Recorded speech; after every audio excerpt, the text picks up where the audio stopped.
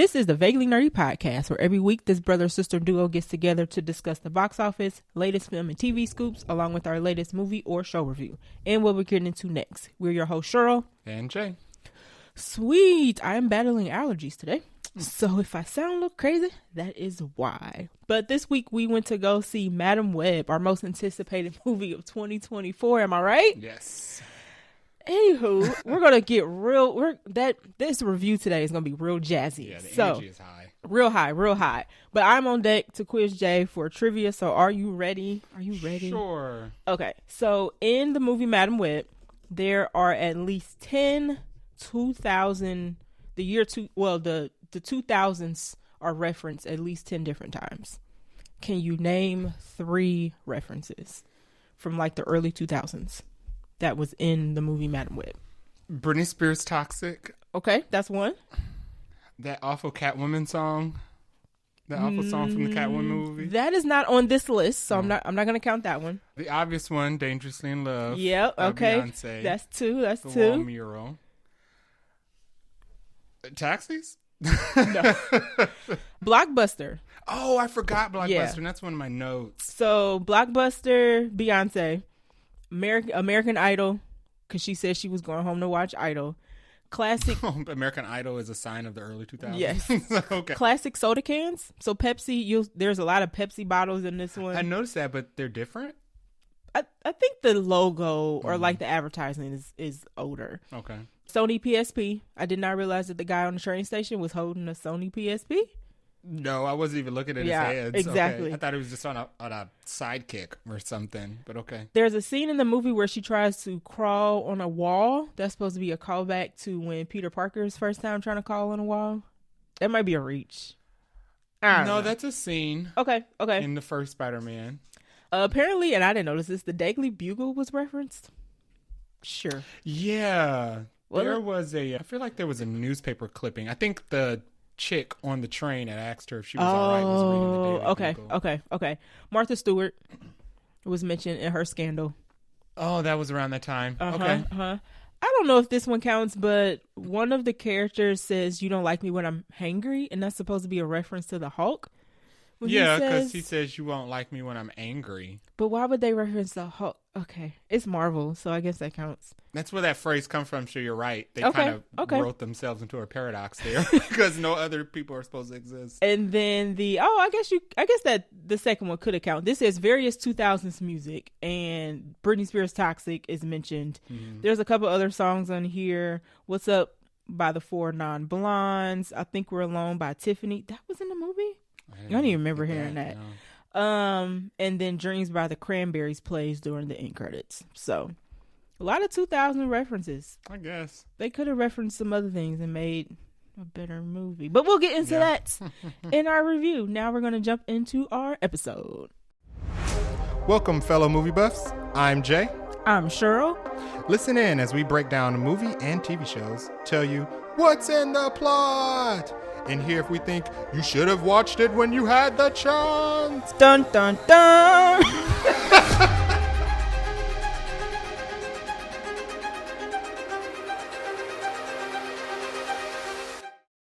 Okay, so on the agenda for this week, we have Fantastic Four news, which pretty much took over the first half of the week. Finally. Pretty much. A year late, but okay. And then there were several movie announcements that came out during the week. We got a couple trailers to go over in our last section that we have before we get into the review. Quick bits. You want to kick us off? Sure. So, Fantastic Four news. We finally have the confirmed casting that we all were told a year ago. A year ago? Oh, I was going to say, this is not... yeah. This casting news for Fantastic Four was not a surprise. Yeah, Marvel Studios has finally decided to officially confirm what was leaked. So, as you should know, we have our 4 Fantastic Four staff that have been hired. Pedro Pascal will be playing Reed Richards, who is Mr. Fantastic, the stretchy boy. Mm-hmm. Vanessa Kirby will be playing Sue Storm, who is the Invisible Woman. Joseph Quinn. So Pedro Pascal is from Pedro Pascal at this point. He's from The Mandalorian. The last comic book thing he was in was Wonder Woman, where he played Maxwell Lord. Okay. That was like one of the good things about that movie. Yes, by some people, the only good thing about that movie. Yeah. Vanessa Kirby has been in a lot of different stuff. Mostly the Mission Impossibles, I think, are her most successful film entries. She was also in the Hobbs and Shaw spinoff of Fast and Furious. Napoleon. And She was also in, what's the Netflix show about the royal family? The Crown. Yes, she was also in The Crown, which I didn't know about because I haven't seen it. So she's been in a lot of things. Joseph Quinn, who is playing the Human Torch, Johnny Storm.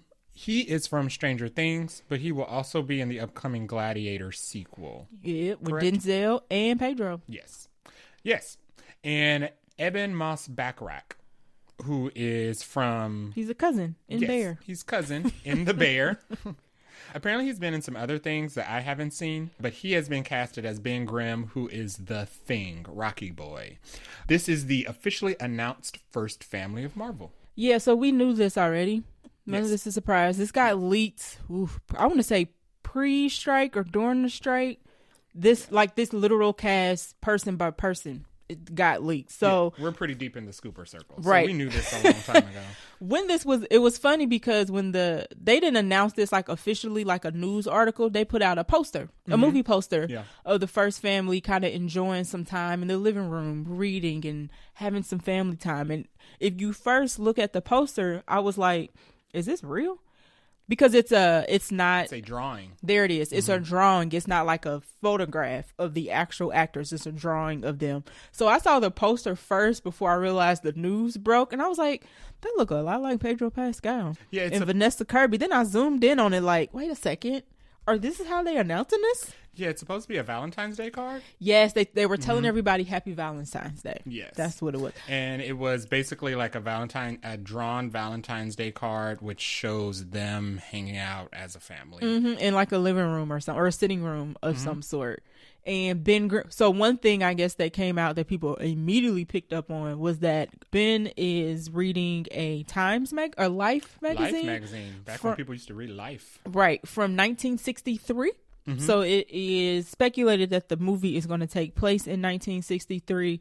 This will not be Marvel's first period movie. Captain America was old or set back in time, and then Captain Marvel was also set back in time. I wonder if the whole movie is going to be in 1963 or if it's going to be this is where they start and then something happens and they end up current day. So there have been some other leaks that have come out about this movie that are possible. So it's going to be it's going to be a back and forth thing.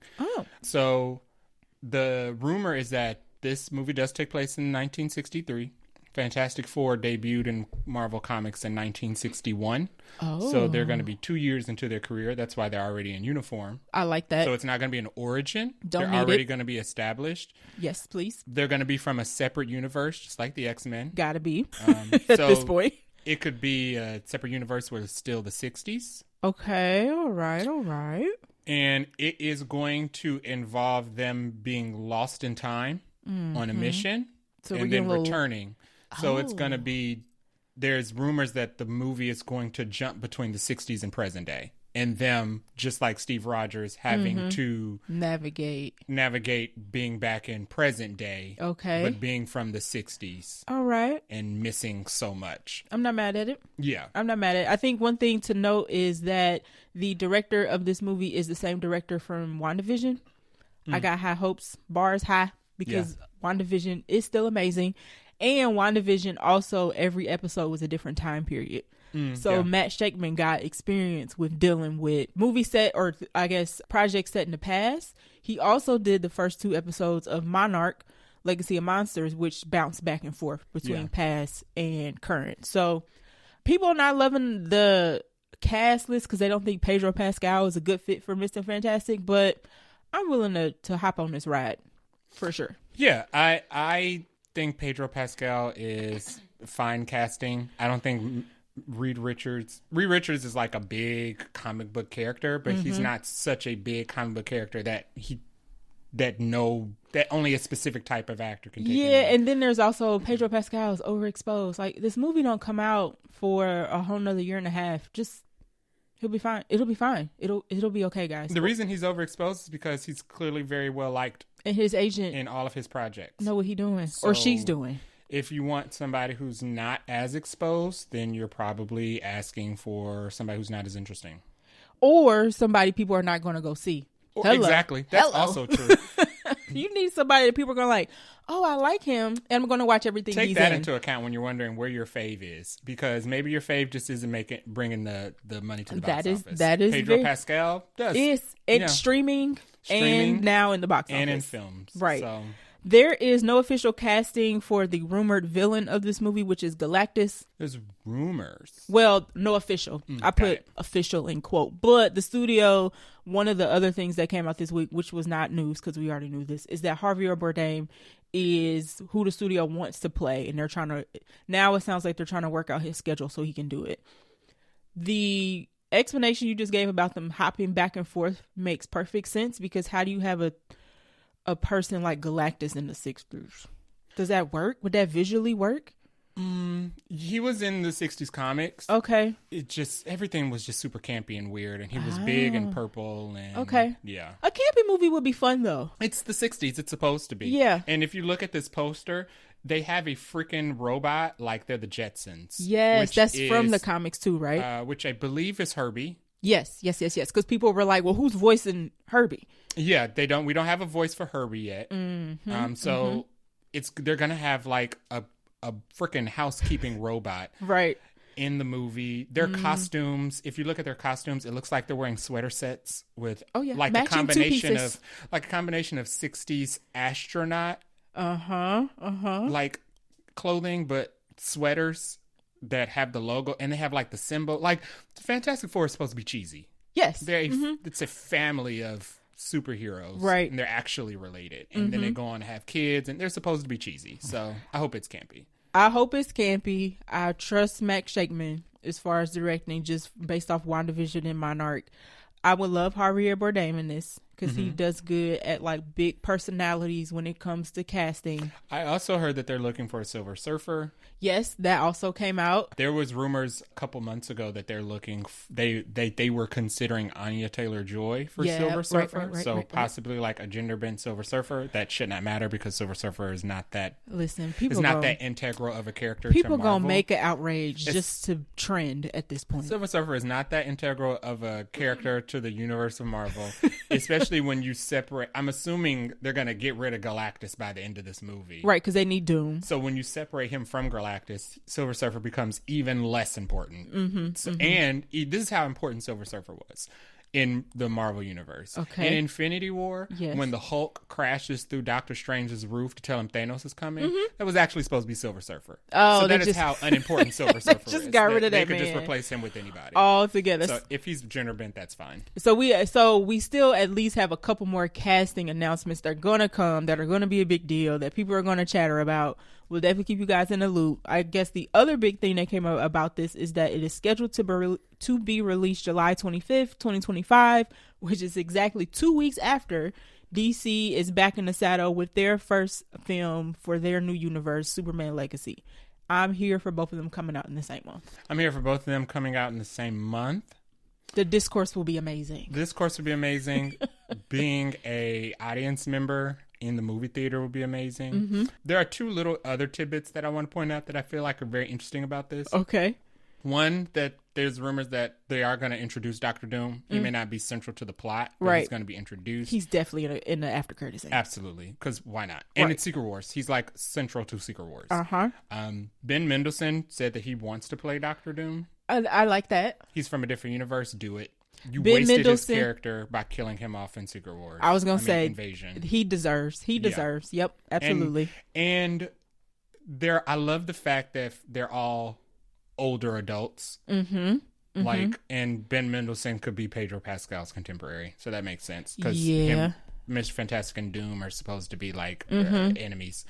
Two, the projects, when people say, it's very funny going back and thinking about when people say this phase has no vision or it's going nowhere. It's very interesting how the projects that they're choosing to focus on why would they give Agatha Harkness her own show? Why would they? While they're doing all of this other stuff? Well, they're introducing Fantastic Four, and if you know anything about Fantastic Four, you about to educate us. Let's go. If you know anything about Fantastic Four, Reed Richards and Sue Storm eventually have kids, twins. One is Ben Franklin, who is like the strongest mutant in existence. Okay. So they are not mutants, but they end up having mutant children. And by proxy, they become part of like the mutant family just by like relation and having mutant kids and understanding the struggle. But Agatha Harkness is the babysitter of the Fantastic Four's children. That's so crazy. Because they're so powerful, they had to have somebody who had the age and had the experience to teach powerful beings how to like what grow to do. Up and kind of like she was trying to help Wanda. So it's very interesting. Yeah. If Catherine Hahn shows up in this movie, I'm gonna lose my popcorn. Yeah. I'm literally gonna just be like, it's gonna be how. I'm not going to spoil it because y'all might not have seen it yet. It's kind of like the after credit scene of the Marvels where it was like, I'm sorry, what is happening right now? Yeah. If she show up, that's how I'm going to be. Yeah. And I actually don't think very many people made that connection. Until you said it, I was like, what kids? You're right, exactly. Because what nanny is you talking about? She doesn't look like Sue Storm's pregnant in this photo. So I don't think they're going to introduce the kids maybe in this movie, but I do think that there's obviously something there for that. That would be crazy. Yeah. I would be here for it. But we won't know till July 2025, which is funny. Now that I'm thinking about it, I bet you Comic-Con is also going to be around the same time. Yeah. Again, I wonder, because we're going to Comic-Con this year, if the cast is going to be at Hall H. Oh, why not? Yeah. They bringing somebody. Yeah. They bringing somebody. Other Marvel news. The Thunderbolts has swapped places with the Fantastic Four now that the cast has been announced, and it is now scheduled for a May 2025 release. So it's going to be coming out a month before Fantastic Four. Couple months before. So right now it's set up to be Captain America 4 in February, Thunderbolts in May, and then Fantastic Four in July. I wonder if somebody's going to move so they can have something later in the year. But I wonder if they're not going to move because they got Star Wars coming later in the year. And they're like, oh, we get Marvel stuff out the way and then we're going to Star Wars it later. Well, I think that this next bullet, Blade, may get pushed back to 2026. I think that May is still very loose, and it could be possible that Blade comes out at the end of 2025. And that could be the last MCU movie of the year. We'll see. Because if the last movie comes out in July, they have nothing else slated for that year.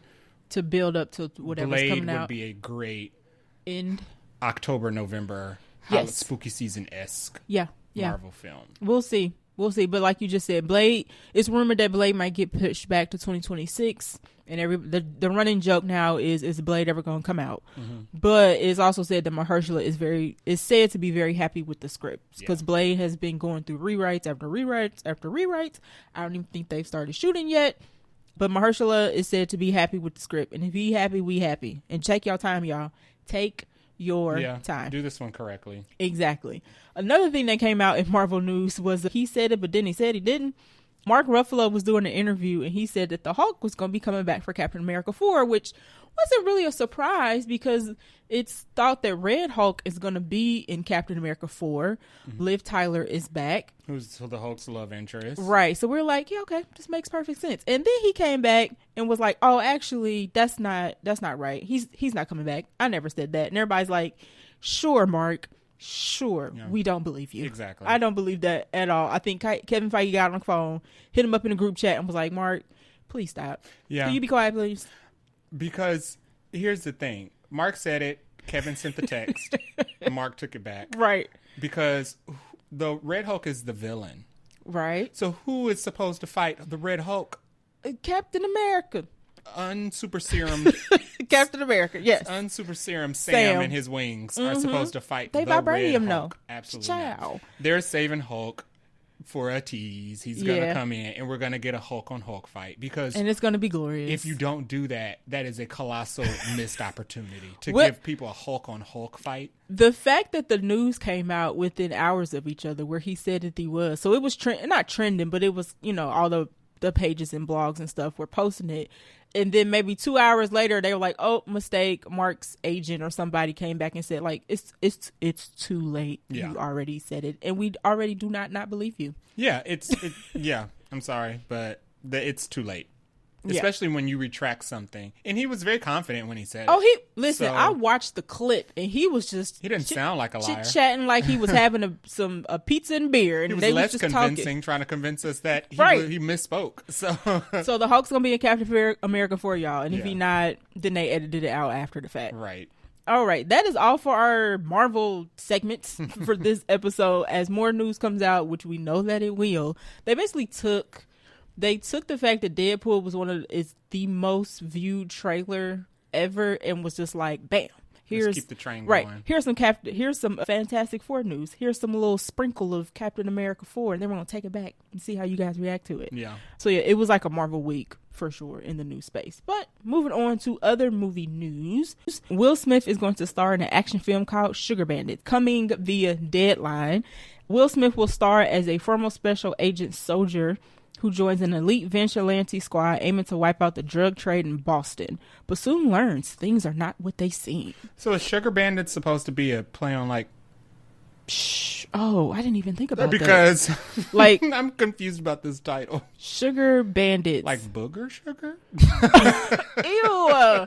Did you say that? Gross. I don't like the name. Because I don't like the name either, but the description of the drug trade in Boston makes me think of, and that's the only reason it should be called sugar. I'm pretty sure that's right. Please change the title. Just Bandits would be fine. Bandits? That's close. They probably can't put that on posters though. Well, why not? Bear was a thing. You know, that was hard. That was very hard for people to cover. Oh, cool. Like when people really? did you can't say that word on YouTube. Oh. So when people try to... So sugar is what they went with. Watching YouTube reviews for Bear was very interesting.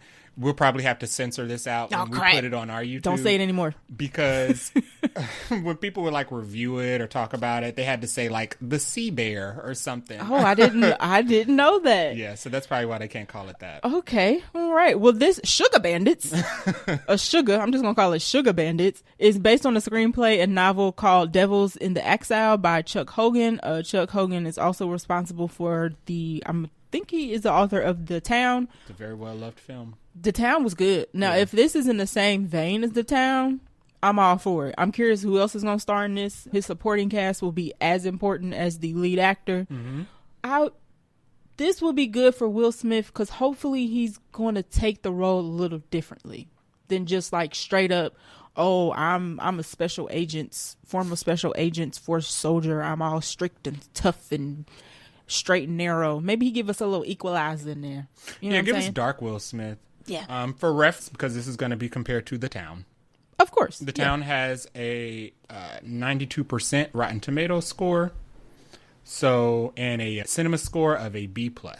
Okay. So, if you haven't seen The Town, I would recommend it. Critics and audiences like this type of content. So, they have an opportunity to actually stretch. I hope this is the resurgence of Will Smith and The Rock and actors who put themselves in the family box, going back to actual acting. Good gritty films, gritty acting. We want R-rated. Will R-rated? Yeah. Okay. Another movie we got some news about was an untitled dinosaur film that's going to star Ewan McGregor and Anne Hathaway. This is also via Deadline. There is no plot to share. Yeah. No date. Just it's untitled dinosaur, and I think that literally is just what got everybody excited. Yeah. we don't know anything else. But you pointed out something good the other day when we were talking about this, because we were trying to figure out why are they trying to rush Jurassic Park? Why? Just take your time. Put some time in between the last one. Make sure you get a good director, good script. Because they lost the director because he said that basically they wanted somebody who could just throw something together really quick. Right, based on what they wanted and not have any vision from the director. No new ideas. It's interesting because I wonder if, of course, studios know what other studios are doing. But I'm curious if they caught wind of this and was like, oh, snap, we need to get this out before this untitled dinosaur film starring 2 A-list actors is also going to come out and watch our movie. Yeah, that makes total sense because somebody else had mentioned that it was strange that they were trying to throw this out so quickly because nobody else is making dinosaur movies. None. Jurassic Park is we had 65. Which came and went. Which could have been a blockbuster hit if it was advertised better, if it was longer. And had a little more meat on the bones. Just like those few things would have made it like a bigger hit. But nobody else does dinosaur stuff at all. Nope. So we were like, well, why are they? We thought we were going to get like a 10-year break before we got the next Jurassic World movie. Absolutely. And they're already back. And like we just said, the director was like, they told me they didn't want no new ideas and they didn't want to take any risks. They just wanted to get So I bounced. Yeah, so he bounced. And then this was announced. So I was like, this makes total sense. Yeah, it does. Listen, these two actors in a dinosaur film, sure, I'm there. It's Absolutely. Fine. Actually, it don't matter the actors. It's a dinosaur film. I'm going to watch it anyway. These are like critically acclaimed actors. I mean, doing something different. And that's what's funny, because it sounds like Jurassic Park wants to hurry up and put something out, and they don't have time for new ideas. Right. This movie is going to be new ideas. This could be Jurassic Park.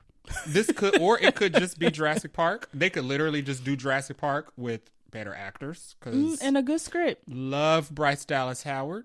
Yeah. And Chris Pratt is cool, but Ewan McGregor and Anne Hathaway are better actors. I mean, so it is what it is. That's not our fault. We don't act. I'm interested to see. Do we know who the studio is? That's really. I don't know. So a couple other details. It's going to be set in the 1980s. Old school dinosaurs. Huh. So that's an interesting tidbit. Why the 80s? Why have a period dinosaur piece? I don't know. Why have a period dinosaur piece that isn't during the period of the dinosaurs? Because you have to have humans. Too many periods. It is being written by David Robert Mitchell, which I think you might have mentioned. And there is no studio that is announced yet. They're keeping this tight. Yeah. For a reason. Oh, actually, I'm incorrect. It's Warner Brothers. Oh, God. So it's going to be Warner Brothers versus, who's that, Universal? I believe. Dinosaurs is I think Universal? So. Yeah. So this movie might not even come out. Yeah, this might. Because it's Warner Brothers. Yeah, and they like to shelve movies. The director of It Follows is interesting. Have you seen that? That sounds like a horror movie. That's the STD demon horror movie. I don't even. Where it's a curse that there's a ghost that follows you and wants to kill you. Okay. And the only way to get rid of it is to have sex with somebody, and then the ghost will follow them until it reaches them and kills them. So you have to pass the cursed demon from partner to partner. Like but the disease. Caveat is, like a disease, okay. ST demon. But the caveat is, if you have the demon and you sleep with somebody and the demon now chases somebody else, if they kill them, they come back for you. That's not fair. Diseases don't do that. They just go back to you. It goes back until it reaches the beginning. So yeah. Oh, rude. Anyway, It Follows was a good movie. Oh, okay. At least it was good. It's getting a sequel. Oh, okay. I think it's called a Super Disease. It Follows 2. Of course. Why would you call it anything else? It was a good movie. It's kind of like The Ring, but what I was just mentioning is that it's a very small film. Oh, so he's gone from this to something very big. I don't even think It Follows has visual effects. Oh, wow. So, yeah. And Under the Silver Lake is another very small film. Oh. So, I literally just picked these two because that's the only thing I could find that was under his direction. That is, because I Googled them and these are the only thing that pop up. So, okay. They're very small films. It's very interesting that they're giving him like a big dinosaur movie that's supposed to rival Jurassic Park. Maybe it's not. Maybe, I don't know. Maybe Dinosaur is throwing us out with a dinosaur movie. I don't know. Maybe they throwing us for a loop. It's just the fact that it's untitled just makes me think that I don't know. Now that you've explained his movies, I'm not sure what this is about to be. Yeah, I don't know either. I'm scared. I'm scared. On to the next piece of news. Lupita Nyong'o and Chloe Grace Moretz are set to play UFC fighters in strawweight. This is via Variety. The film follows two women who find themselves competing against each other. One is a young new fighter, Chloe Grace Moretz, while the other is a former champion, Nyong'o, who is determined to reclaim her title. It sounds real Creedy. Creedy? Yes. It sounds like the episode of Family Guy when Lois started boxing. Okay, I have not seen this episode. It's the episode of Family Guy when Lois was basically tired of being a housewife. She wanted to get out and do something and feel important, so she started boxing. MMA fighter. Yeah, and she was really good. But then there was like the black legend Oh, who saw the no. white woman getting all this praise and came back to beat her up and reclaim her title. Not this being a Family Guy This episode. reminds me of oh Family my Guy. God. That's not. I don't know if they intended for you to think Lois about was that the new fighter. when they put this movie out. Lois was the new fighter, and of course they brought back like the big muscular black woman to beat her up because she had like risen to fame too quickly. This will be interesting because I don't know anything about MMA fighting. So I while I was trying to find more information about this, strawweight is an actual division of MMA, and it's for competitors weighing between 106 and 115 pounds. So we're talking smaller framed people fighting, and these two actors make sense for this. I'm nervous about the depiction of the two characters, especially Lupita, because she's a beautiful dark-skinned black woman. But we're gonna see. I don't want us to ever be put in a box for acting roles, but I also don't want us to be torn apart. We don't want to be fall for bait. Exactly. But also, exactly. It depends on how a character is going to be written. Yes, very true. That is important. And Lupita can act, and Lupita picks good projects. So she does. That makes me less nervous, I guess. She does. Lupita is a very good actress. She does pick great projects, but she has also spoken about, the same thing Viola Davis has, which is you kind of, at some point, you kind of just have to go with what they give you, because even if you win all the awards and get all the accolades and recognition, they still don't give you the best roles. Right, because Lupita is an Oscar winning. And she's even said it's been harder getting work and she's not in nearly as many things, I feel like, as she should be. So, which is strange, because every time somebody sees her in something, they love it.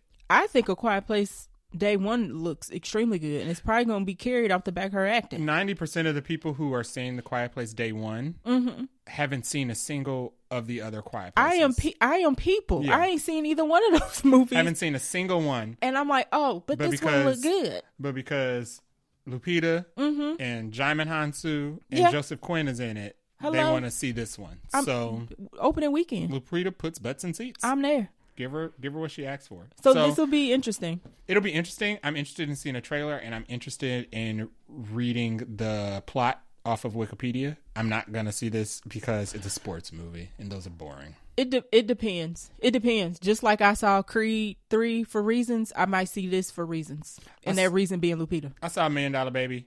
I've reached my boxing film quota. I didn't see. Yeah, I read how that ended and was like, no, we're not doing that. They made us watch it in school for some reason. Yeah. On to the next piece of news. Right. Elizabeth Olsen and Charles Melton are going to star in Love Child. This is also via Deadline. This is interesting. So Elizabeth Olsen, as you know, is Scarlet Witch. Charles Melton was just in that. I think he was nominated for either a SAG award or an Oscar. Or maybe he was snubbed. I think he was snubbed for the Oscar, but he was nominated for other awards. Charles Melton did that Rip from the Headline movie. We're forgetting that was on Netflix. It was a John Bonet. May December. I was gonna say the John Bonet Ramsey. Nope. Different tragedy.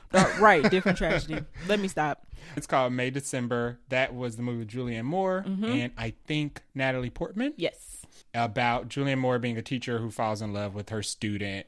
Underage student. Yeah, it's one of those ripped from the headline. I think the documentary of the actual true story is on Netflix as well. Yes. It's either on Netflix or Hulu. And the guy, I'm blanking on all these real people's names. The guy actually came out and spoke up against Charles Melton depicting, because they don't say it's like based on this, but it is based on this. They just don't use the same like names right. And stuff. he came out and said that he was not for it and he didn't like it, and they like never talked to him about it or anything. And which I think is probably what killed Charles Melton's Oscar nomination, is the fact that the person it was depicted about wasn't having it. That's weird, because it didn't kill the nomination for the dude who played Jeffrey Dahmer. He did. I mean, but all the people who came out and said that they didn't want this made, that didn't stop him. Well, I don't think he won, but Niecy Nash did win. Yeah. Although she wasn't playing Jeffrey Dahmer, so that was okay. Yeah. But anyway, the story follows Misty, who is being played by Elizabeth Olsen, and she is stuck in a loveless marriage to a brutish husband. Junior, her precious 11-year-old, is her only consolation when Easy, who is played by Charles Melton, a handsome vagabond stranger. Description. I didn't make this up. We copied this from Deadline. Get it from them. When Easy, a handsome vagabond stranger, appears, Junior hatches a plan to get rid of his father so that his mother can marry him instead. This also sounds ripped from the headlines. It sounds ripped from the headlines, but what headline? I don't know, just one that could happen at some point in the future. I mentioned this. In the family group chat when this news dropped, and both of y'all immediately jumped to the boy's gonna murder the dad. Which is kind of like, maybe it's just like a parent trap. Maybe it's like innocent mischief. Maybe it's not murder. I went straight to murder. Y'all went straight to murder. I went straight to CNN, Kid Snaps, ID 11. Channel, and what that mean? I don't. Although you're right, it could be cute. It could be like, yeah. Okay. This is just a sign of the times that right. When we hear stories about this, we immediately jump to murder.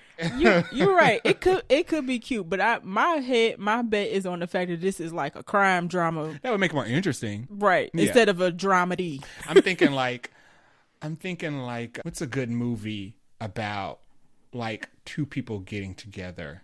Hitch. I'm thinking like Hitch with a mix of The Bad Seed. Oh, God. So that's a dramedy. Yeah. That could be a dramedy.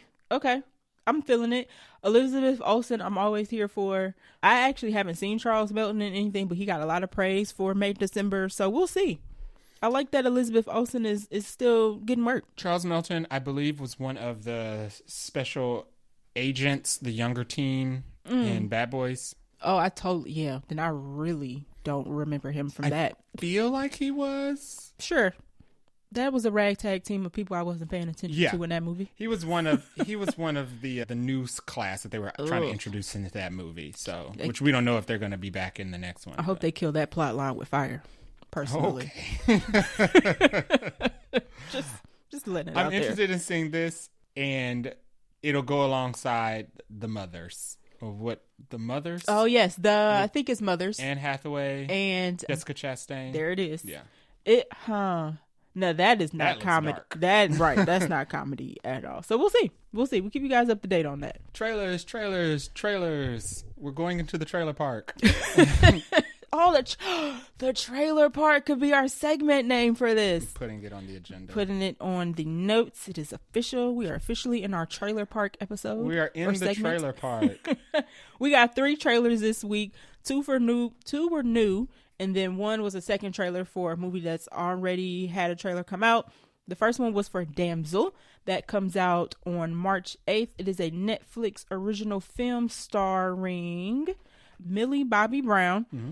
Angela Bassett is also in this. Robin Wright is also in this. There's a couple other people in this who has names I don't recognize off the top of my head. Who I miss?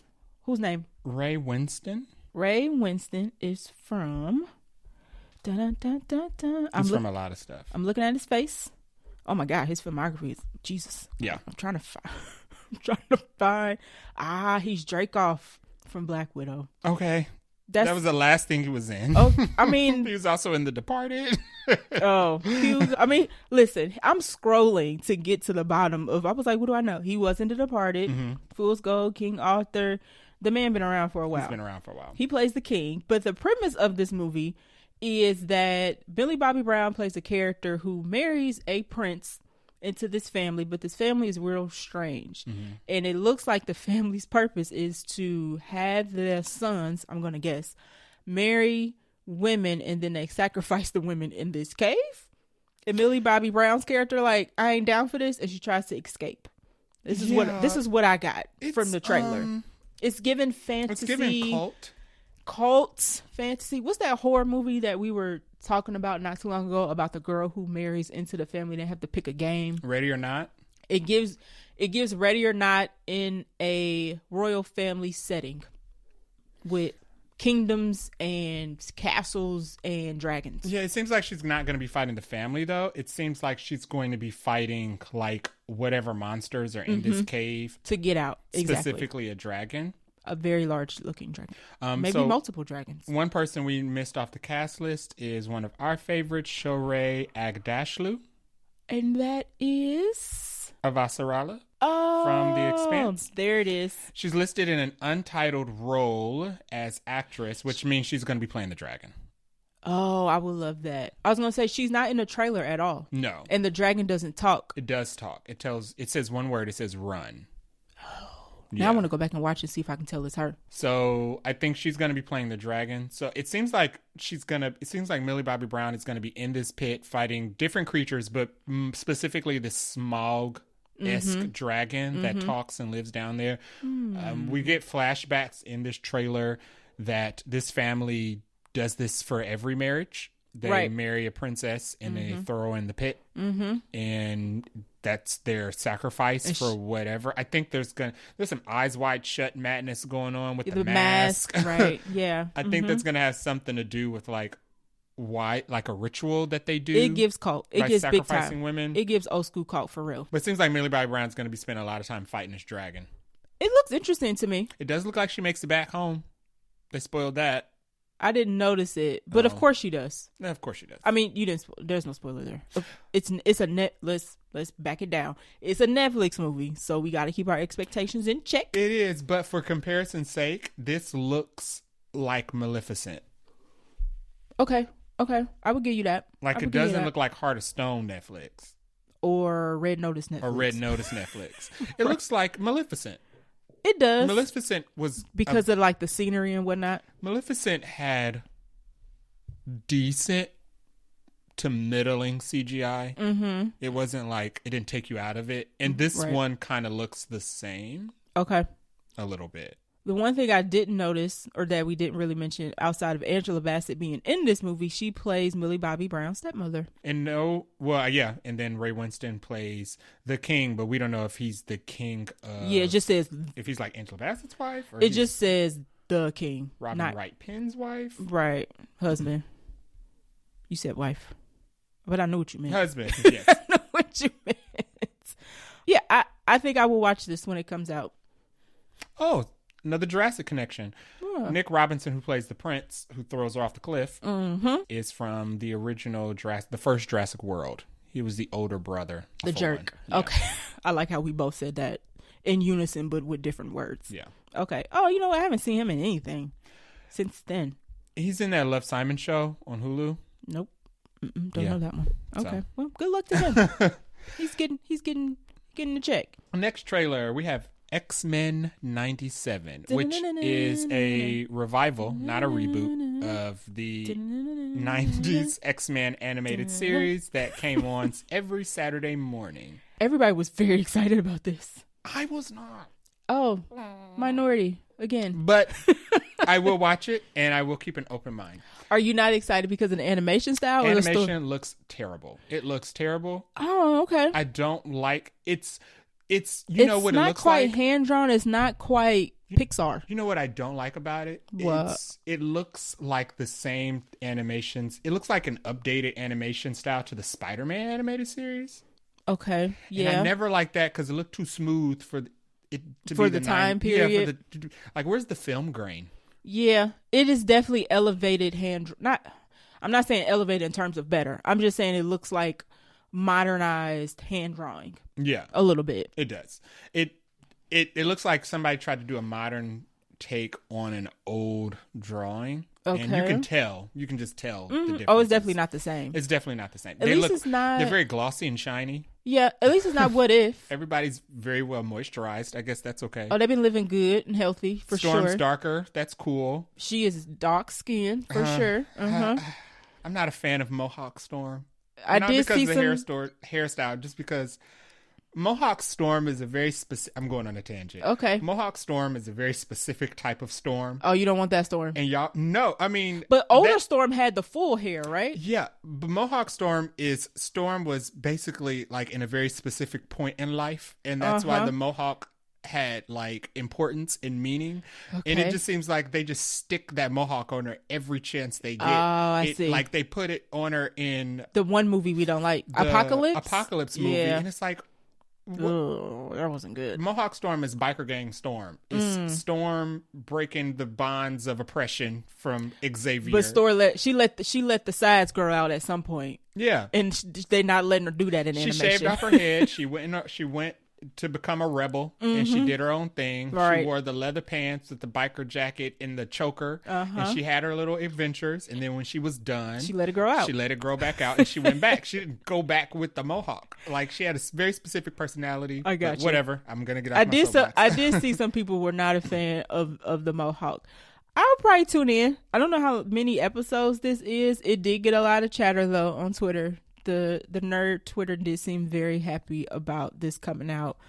I briefly forgot about it because I don't feel like they had talked about it, and they're like, bam, next month. Yeah. As we said, Marvel was hitting everything on all cylinders. Deadpool, Fantastic Four, and then we got the X-Men trailer, literally all within like a 3-day time span. Yeah, so I went back and watched the old X-Men cartoons when they first dropped on Disney Plus, because that was like a big thing. People were very excited. People were that. saying they were going to go back and watch. I watched like the first 2 seasons, and I fell off for the exact same reason I fell off as a kid. After them first 2 seasons, they completely kind of like lost the plot and got convoluted. Oh, interesting. Yeah, that cartoon did not need to run for as long as it did. Hopefully they rein it in this time then. But those first 2 seasons are really good. I hope this show is going to be really good. They're doing some interesting plot lines, like it's going to be Magneto, who's the leader of the X-Men. Right. That is how the trailer ends, with Magneto saying this was Charles' last will and testament. Everything he had was mine. And I was like, oh. That comes from the comics. There's a comic line where Charles leaves to go be somewhere else. He either leaves or he dies. He's left a couple times or been kicked out. Of course. Typical comic lines. And Magneto will come and be the leader, because that's the start of his redemption arc. Okay. Is to become a positive public figure that fights for human rights. And then he goes back dark at some point, right? Murdery. Yeah, because he's Magneto. Right. So I'm very interested in that. Don't like the voice acting. Some people were trying to say it was like the originals, and I was like, they don't sound. Wolverine sounds awful. I didn't. Wolverine stuck out as somebody I was like, that don't sound like the Wolverine I'm used to. And I'm not talking about Hugh Jackman. I'm talking about like cartoon Wolverine. Yeah, Wolverine in this sounds like awful. Yeah, it sounded a little off. I think they tried to make him more Canadian. Ew. Because Wolverine in all the anime stuff, and even Hugh Jackman's portrayal, because he's Australian.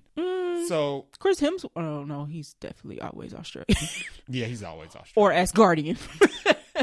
Is he Australian as Jake Rake? Yes. Yeah. And he keeps it in Extraction.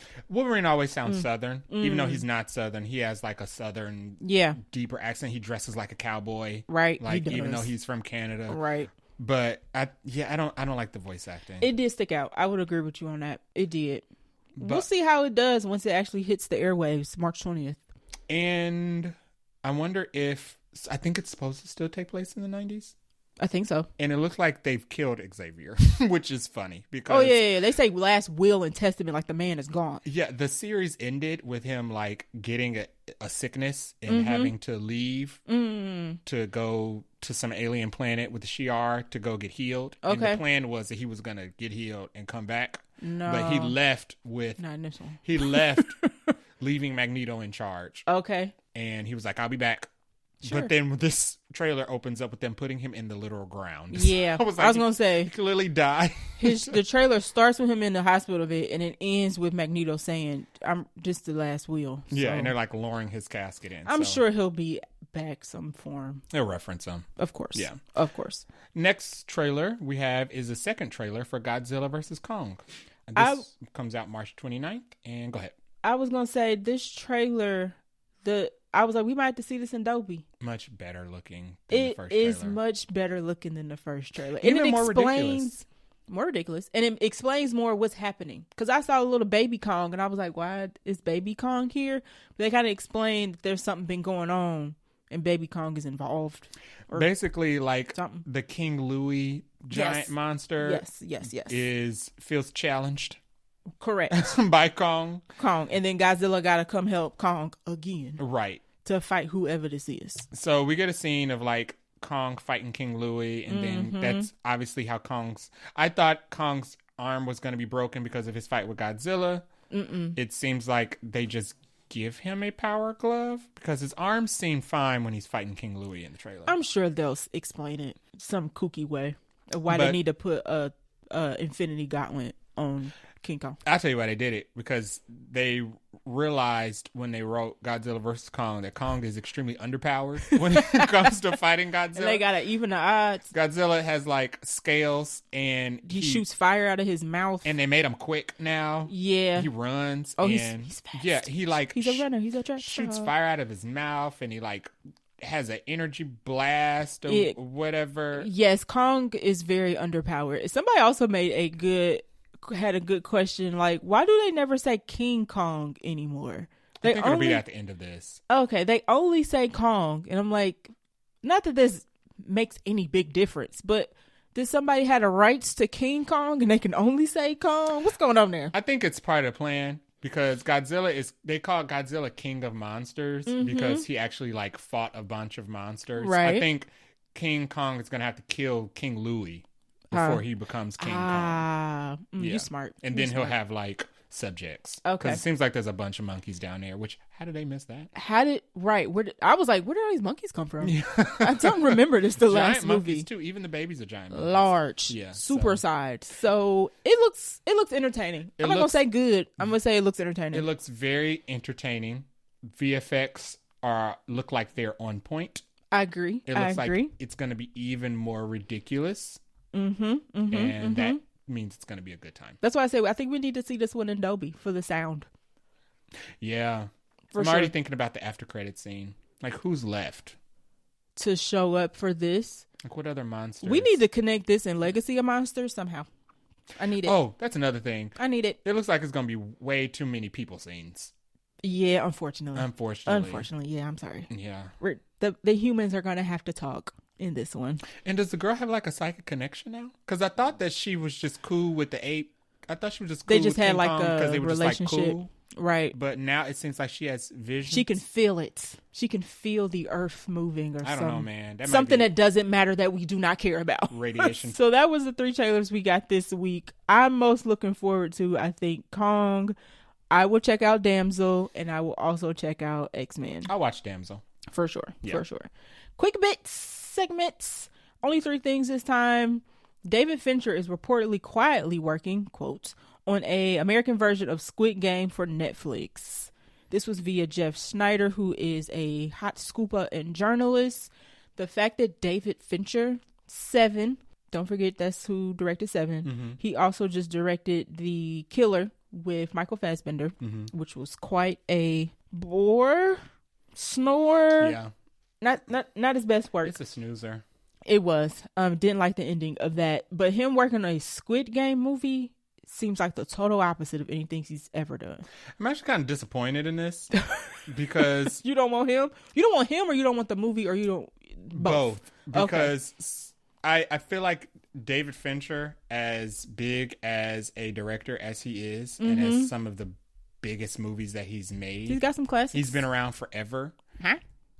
Oh, you're thinking, why would he stoop so low to do a Squid Game movie? I would think he would have a little bit more understanding about the integrity of an original film, especially like a foreign language, language series. I'm sorry, because it's not a film. Right. Is the American version of Squid Game not the reality show? You're right. You're right. Also, he's done Fight Club though, so he got experience in gruesome. He did Seven. He's got like experience in like gruesomeness. I don't have a question about his ability. Okay. Just the point. Just the point of... What is the reason? This reminds me of when they were like, oh, Parasite did really well. Let's make a white version of it. Yeah. And it was kind of like, well... Why? Just watch Parasite. And then Bong Joon-ho, that was part of his speech. When he took the award, his speech was, he literally said, like, maybe not word for word, but he literally said, when you guys get past the 1-inch barrier of subtitles, you'll discover that there's a bunch of other films out there that are really good worth watching. And it seems like David Fincher should know that as a movie maker. But yeah, this is not coming from David Fincher himself. This is coming from a scooper who's supposed to have all the deets.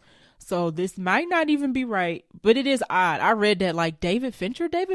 Is there a David Fincher I don't know about? And that doesn't make any sense. Y'all are going to work on an American version of a show that just released its season 2 trailer. you know, and you're gonna start at season 1. Netflix will throw some money at something if it even sounds like it might work and put it on the same platform. That is so stupid. Who's gonna have the guts to star in this is my question. I think Mark Ruffalo was in talks to star in the American version of Parasite. So, Mark, don't do it. Don't do it. Don't do it, Mark. Don't do it. Just don't do it, girl. Don't do it. All right. Next quick bit is Ben Wang will star in the lead for the next Karate Kid movie alongside Jackie Chan and Ralph Macchio. Mm-hmm. Who's the original Karate Kid? I don't think Ben is. So they have been trying to cast somebody for a long time. They did like a full casting call. I think they hundreds of kids auditioned because they were looking for a very specific type of actor for this movie. Mm-hmm. I don't know who Ben is and where Ben is from. I think he might be either a rising actor or he might be no name. He was in that show American Born Chinese on Disney Plus that was canceled just recently. Okay. With Michelle Yeoh and Kiki Kwan. Okay. So he got some a little bit under his belt. Mm-hmm. I'm thinking he was also in Mean Girls, it looks like.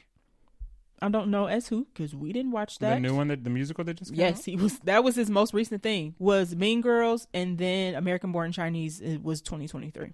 I'm fine with this casting. It seems like the movie is supposed to take place in Asia.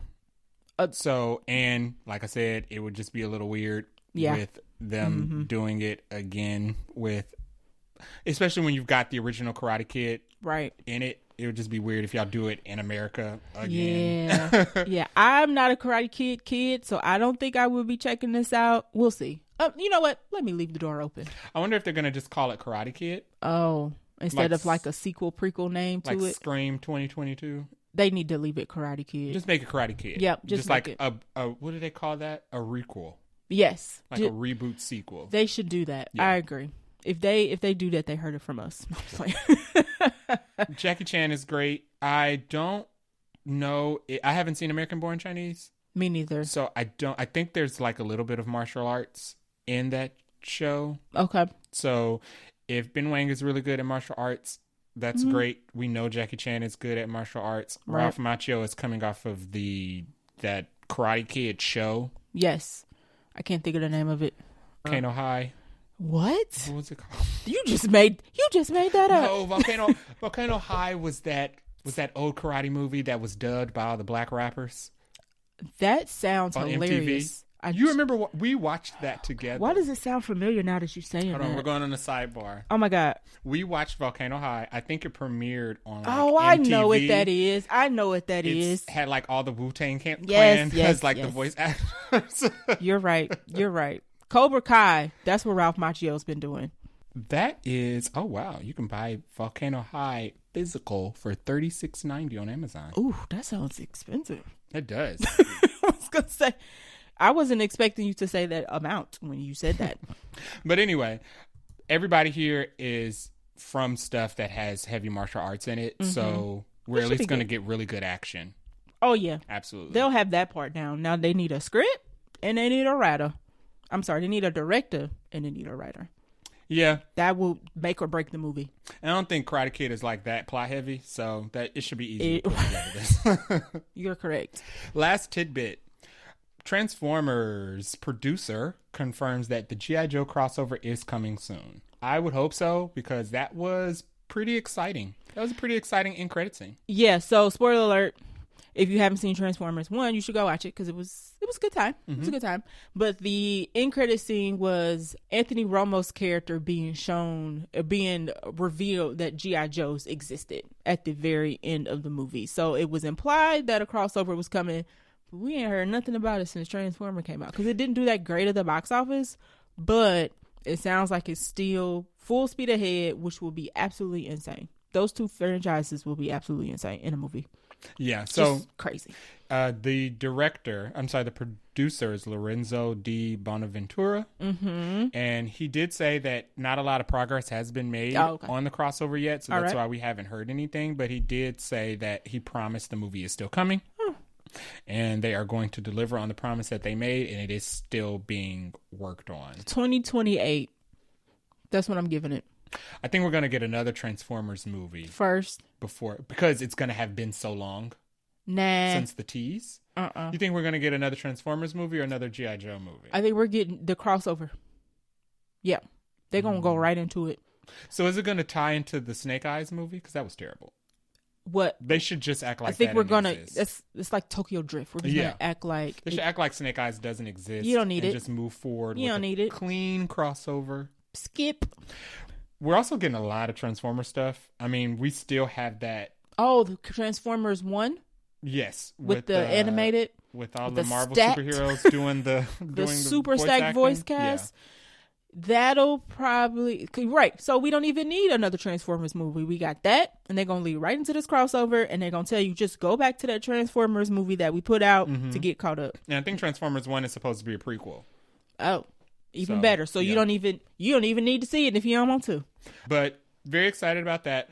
None of the G.I. Joe movies are good. No. But the concept is good. Yes. And if you get the right writer, you can make it good. They're going to try to hit people with nostalgia on this one heavy. Yeah. Boom, boom, bam. There's no reason Agents of S.H.I.E.L.D. was better than G.I. Joe. Well, listen, writers and directors can make or break anything. And when you don't got those two down, it don't matter who else you cast. So the opportunity is there, and giant robots are amazing. So hello, it's Transformers.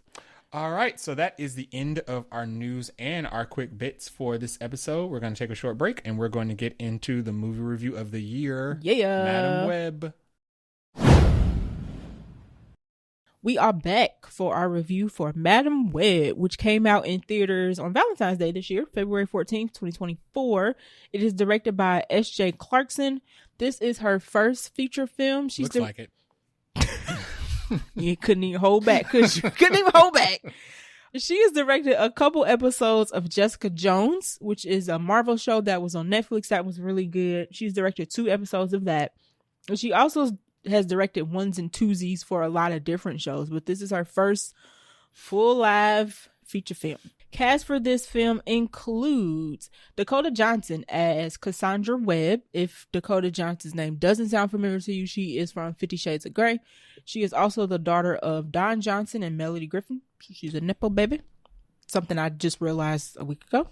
Stepdaughter of Antonio Banderas, too. Ah, right. So you're correct. You're correct. Well, oh my God. And she's also dating Chris Martin from Coldplay. Did you know that? Yeah, I just saw that. This is why. We wanted to know why we keep seeing her. This is why. Sydney Sweeney plays Julia Cornwall, and I think a lot of people assume that she was actually playing Julia Carpenter, but that's not her name in this movie. It's Julia Cornwall. We'll get very to that. Strange, but we'll go ahead. Isabella Merced plays Anya Corazon. She is another Spider-Woman person, and then Celeste O'Connor plays Maddie Franklin, another Spider-Woman person. Sydney Sweeney, Julia, is technically also another Spider-Woman person. Tahir Rahim, who we most recently saw in Napoleon, dear God, he plays Ezekiel Sims in this, and he is the villain. We'll leave it at the villain. Mike Epps, who I didn't know was in this until 30 seconds after he was on the screen, plays Cassie and Ben's co-worker and friend O'Neill. Emma Roberts plays Mary Parker, the person who you think she is. Adam Scott plays Ben Parker. That's the person who you think he is. Carrie Beshy, I think I'm saying her last name right, plays Constance Webb. That is Cassie's mom. And there's 2 other people that are not important. So I'm not going to name them. Yeah. Unless you think it's worth it. I mean, I guess Zosia from United States of Terror. That's the only thing I know her from. But apparently people know her. Oh, really? I didn't know that she's still a current actress. But yeah, she's still a current actress. So good for her. Also, there was a cameo by Jill Hennessy. You were correct.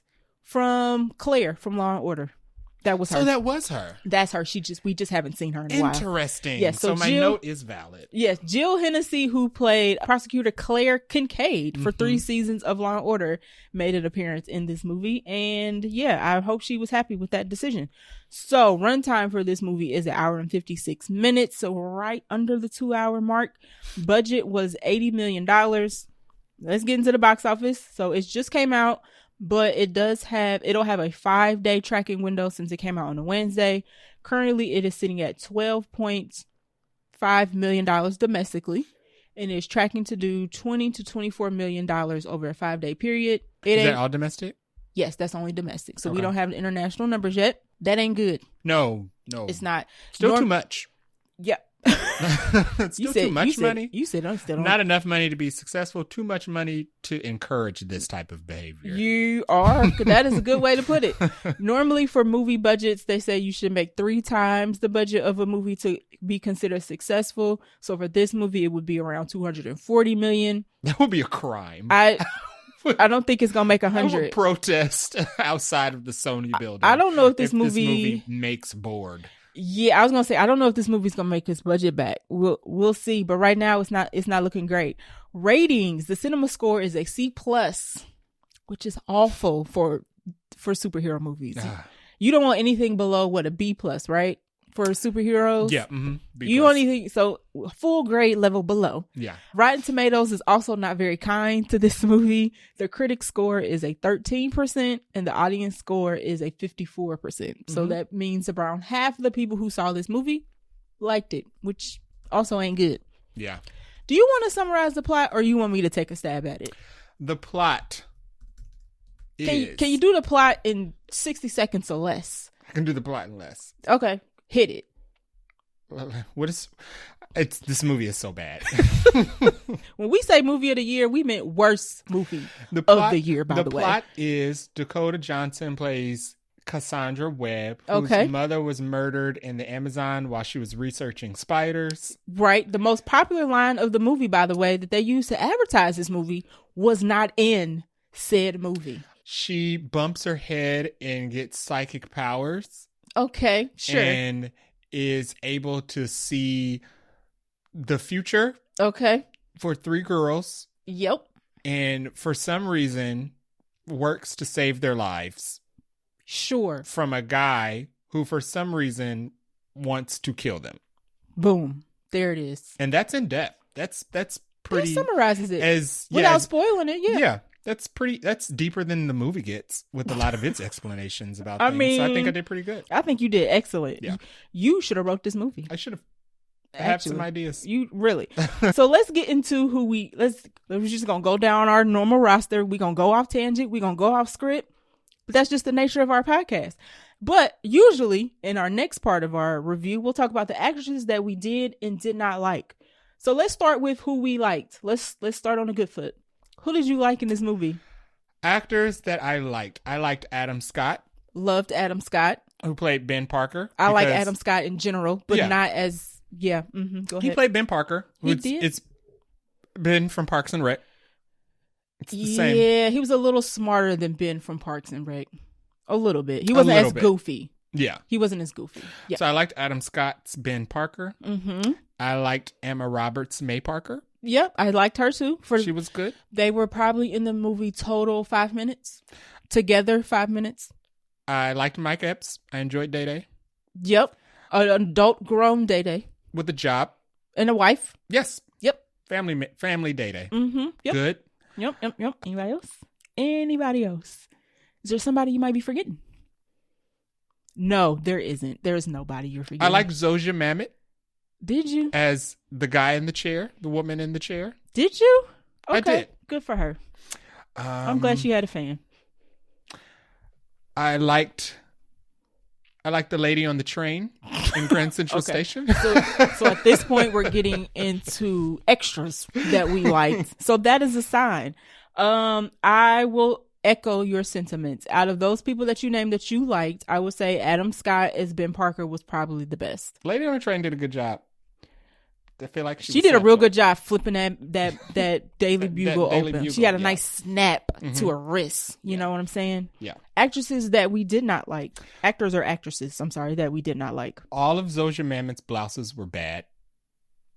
I didn't like her character, period. I mean, she didn't really bring anything, but her clothes were very ugly.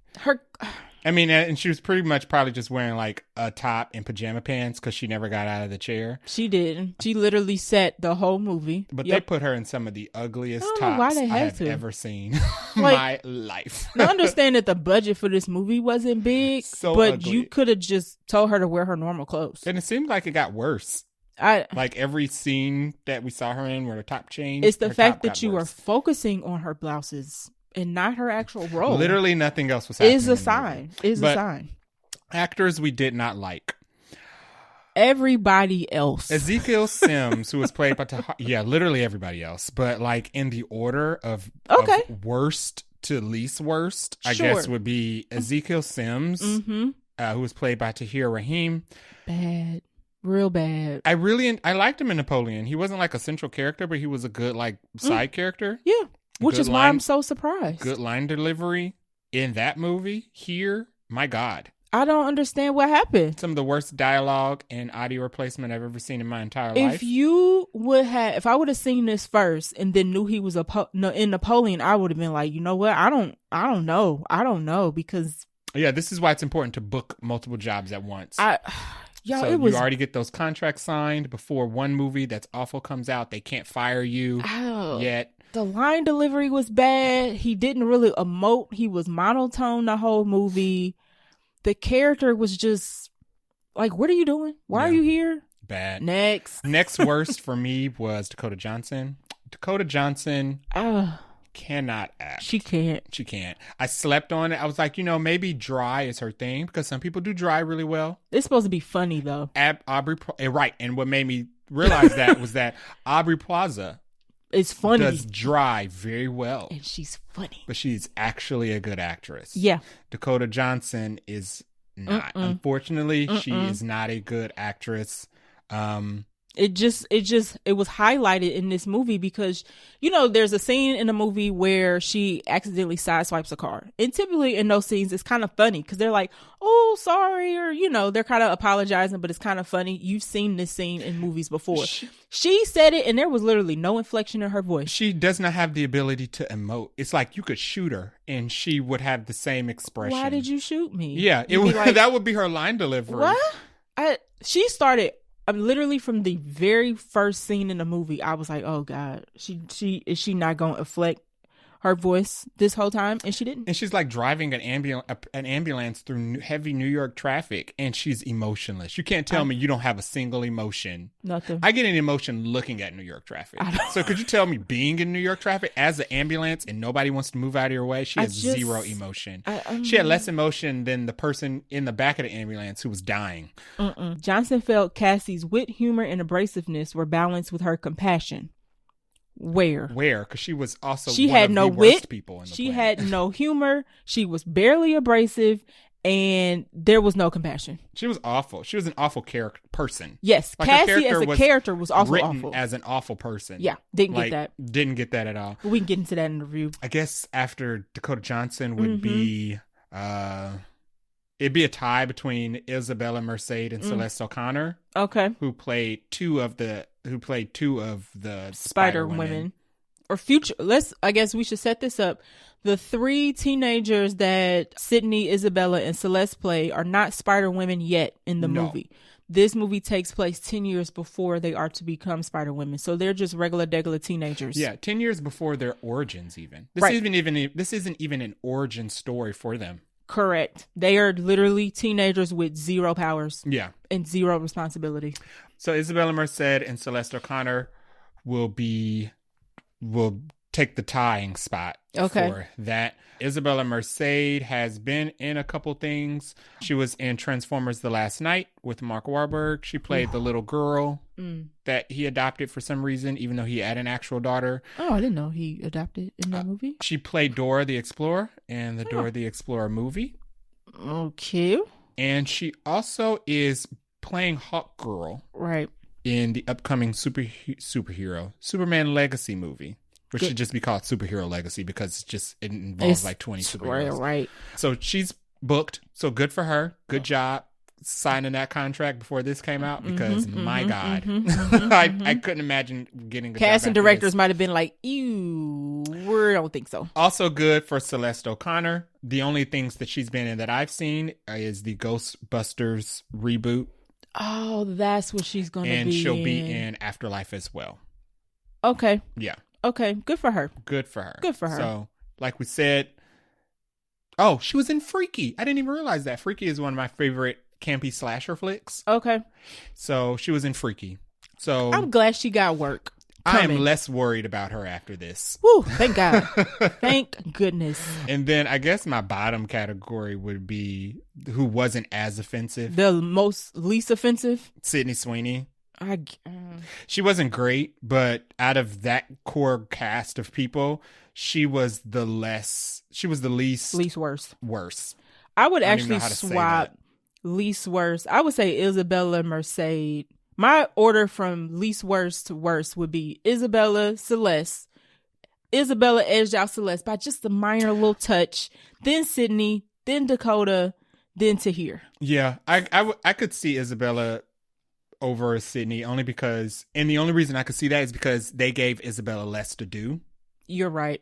So you would have noticed her less, so by proxy she would have been the least worst. They gave Sydney Sweeney a lot of lines out of the three of those girls.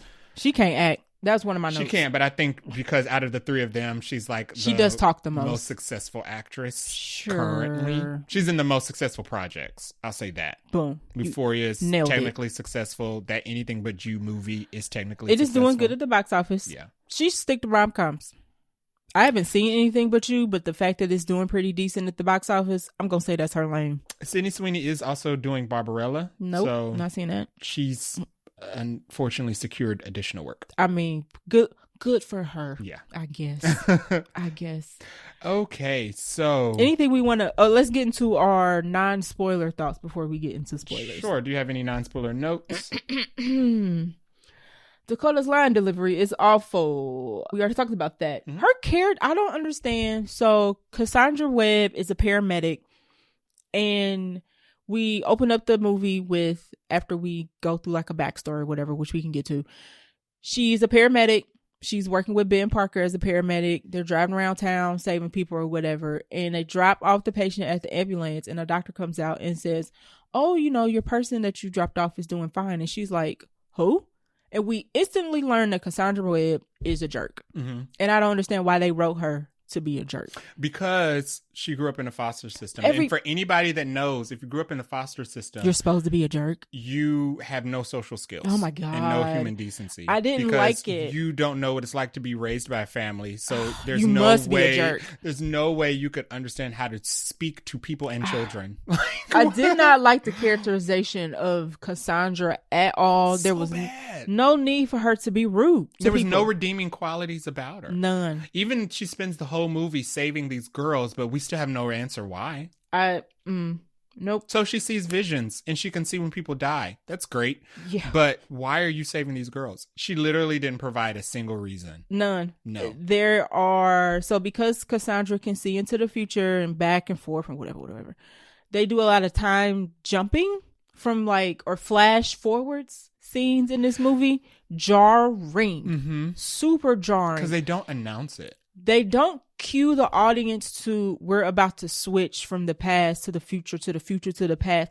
I don't even have a movie to compare it to in terms of a movie that's done it well, but I was so just over, by the time we get to the movie, I'm like, let's just stay in one time period. It's kind of over it. It's kind of like if your DVD scratches and it plays the same scene over and over again. Yeah, and you don't realize, That's how they do the her living the same moment twice, where there's no visual cue to let us know when it's happening. I don't even know how you do that better, but every time, and here another part, it would go on for too long.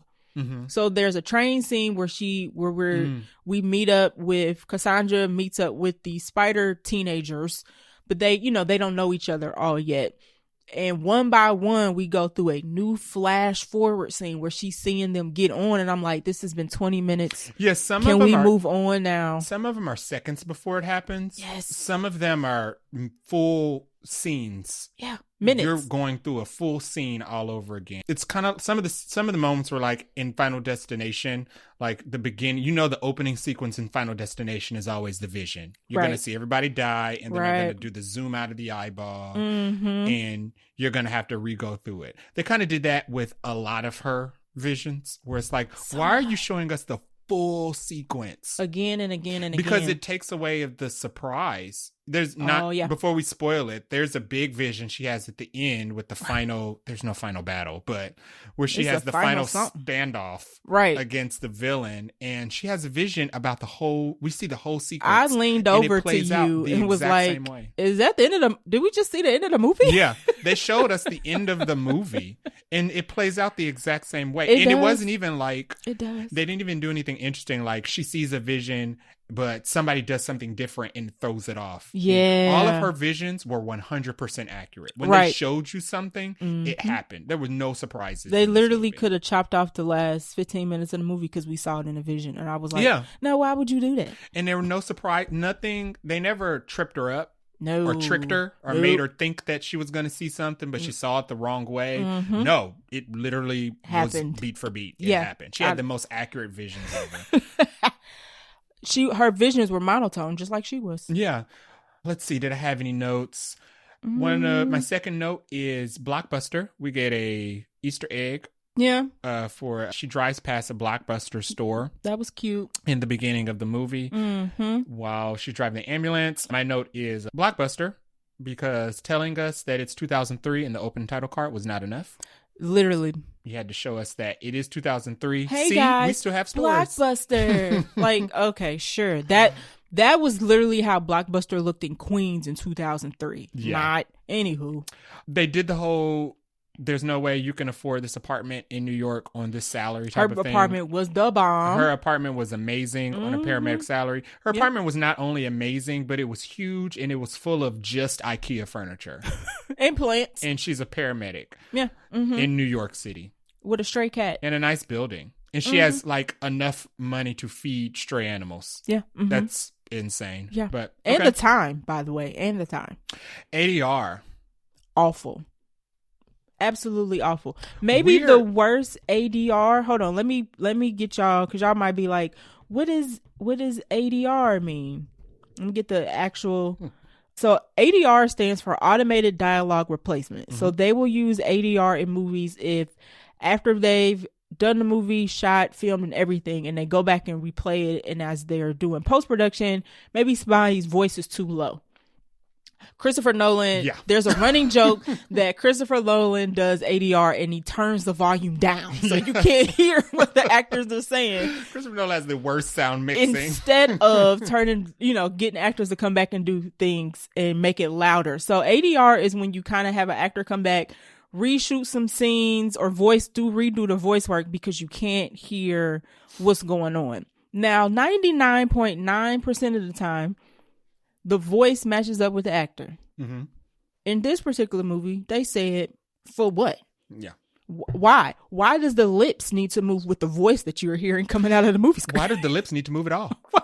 When you can just hear the voice. Oh my God. It was so bothersome. Yeah. I leaned over to you and said, is his mouth not moving with the sounds that are coming out? Some of the scenes were as if it was like somebody went and added dialogue to a silent film.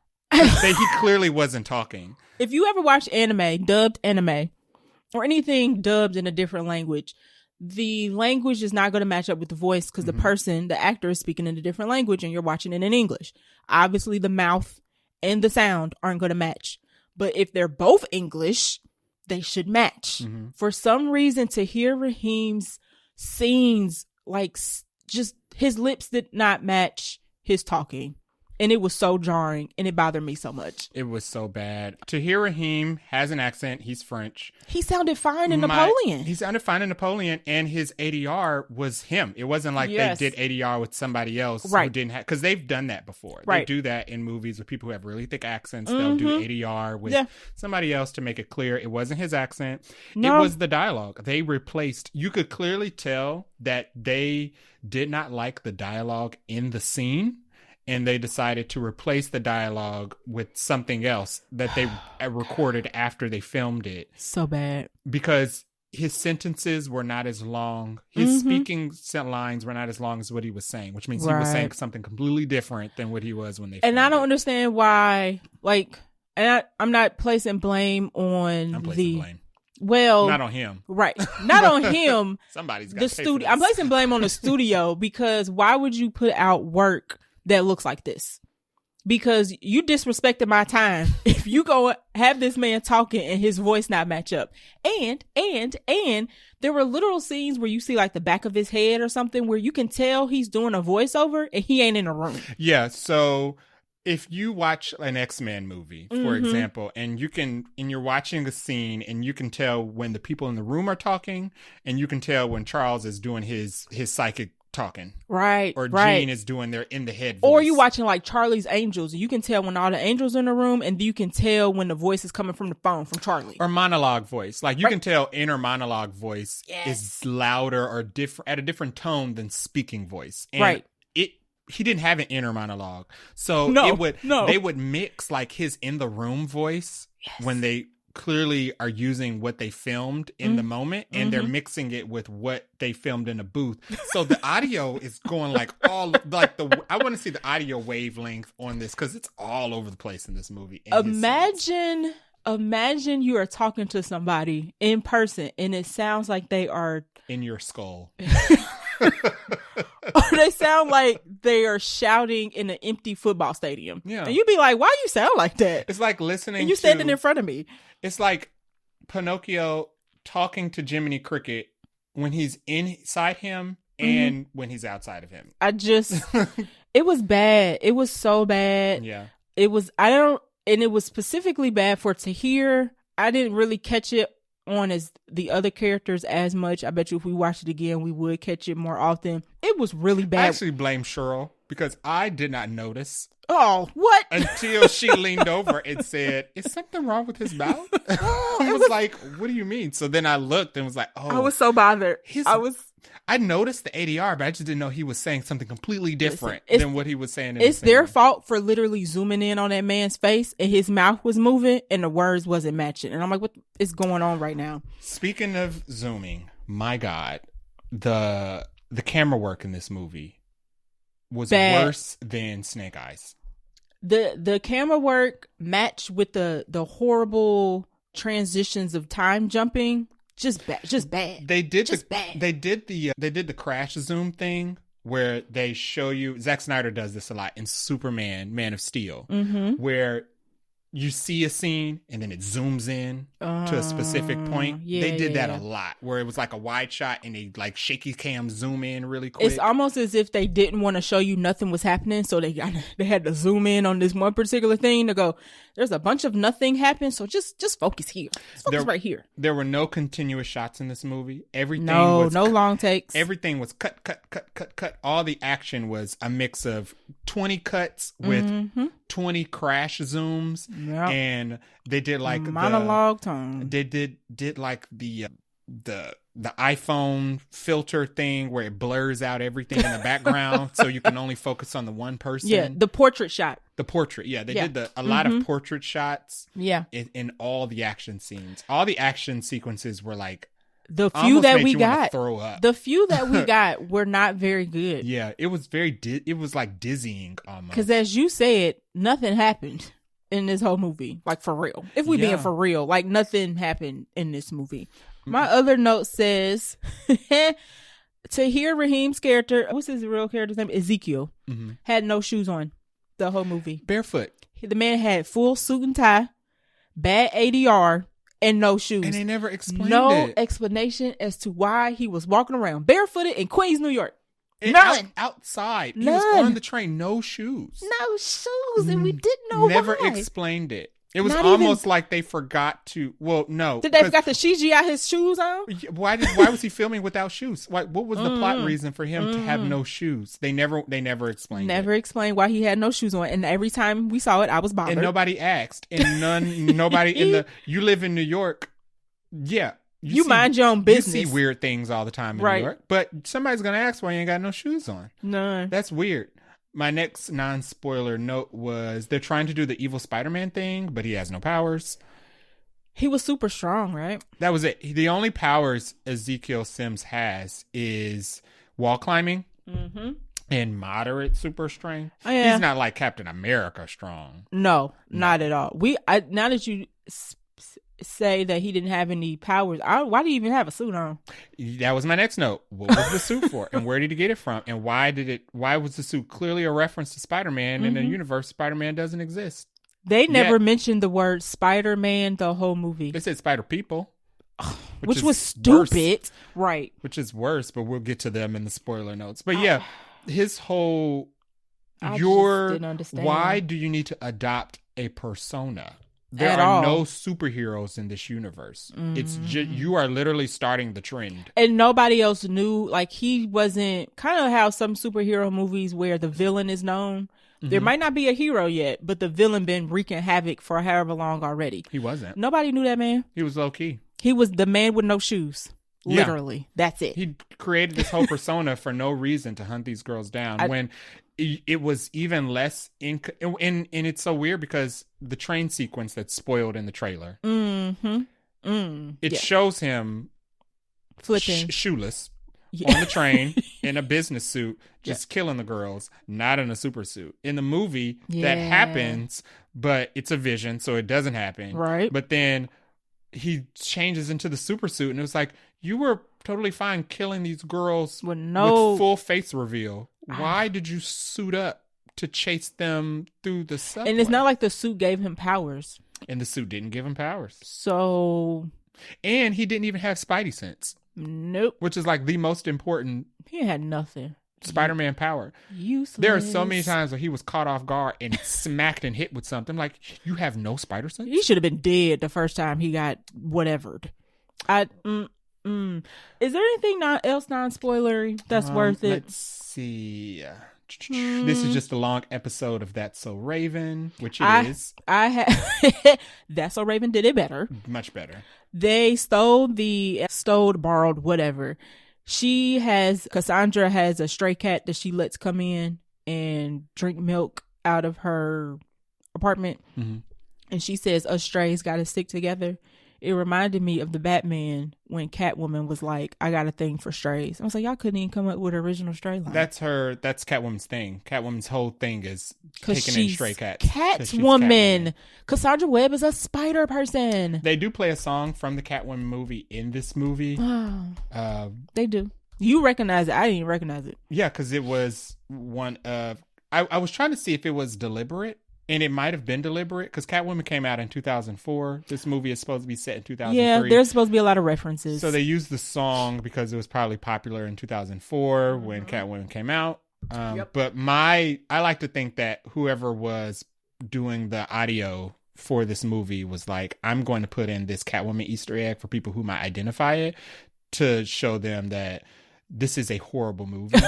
And they're connected by this one song. These two horrible movies. Dear sweet Jesus. A lot of Doctor Strange is stolen in this. Yes. Specifically, the scenes with the Ancient One where they do the force push, where you push your spirit out of your body. Yep. That's stolen. Ripped straight from Doctor Strange 1. Ripped straight from Doctor Strange 1. And probably Infinity War. Yep. Yep. Also ripped from Infinity War. Yeah. And Endgame probably as well. I think that's all my non-spoiler notes. Okay. I think the rest of my notes I can touch on why we are spoiling. So, if you have the guts and the strength and the patience to go see this movie, we are getting ready to spoil it in 3, 2, 1. So, the spoiler of the movie is that Ezekiel Sims wants to kill the 3 girls because in 10 years from now, they are all going to turn into various forms of Spider Women. And Cassandra Webb can see the future. So she learns how to use, and we'll get into all this if we get to it. She learns how to use her powers, and she stops Ezekiel from killing all them because she does a Doctor Strange move and saves all the girls, and Ezekiel dies from a Pepsi sign. That's essentially how the movie ended. Nothing else happened. She defeats him with the power of fireworks. And here's the thing. So we have no explanation as to why Ezekiel is who he is. So at the beginning of the movie starts off with Ezekiel and Cassandra's mom, because she's in the Amazon researching spiders. Before she was killed. And Ezekiel wants this spider. So he kills the mom, shoots her, because the mom is like, I need this spider. That's how it's set up. She's set up to where we're made to believe that she's trying to protect this spider, and she was an idiot because she went to the Amazon to find spiders and didn't think none about her baby. Spoiler alert. Already said spoiler alert. She was trying to get the spider venom to help save her daughter, Cassandra, because Cassandra has some disease. She was going to be born and die. She was going to be born and die. So her mom was like, let me go to Amazon, find this spider, heal my daughter. Ezekiel's like, psych, not on my watch. Give me this spider. Shoots her. The freaky looking spider people from freaking art class show up, save the mom, or try to save the mom. They make the spider bite her to save her. It looks like the cave monsters from The Descent. You ever seen The Descent? Yes, I've seen the movie poster. The mom ends up dying. Cassandra lives and born, and they're like, she's going to come back today to learn her truth. And then somehow she goes from Peru to a foster home in Queens, and you're like, how did she get there? And then the whole time that this is happening, Ezekiel is doing what? Well, what is he doing? When he kills the mom in the beginning in the Amazon while she's researching spiders. Before she dies.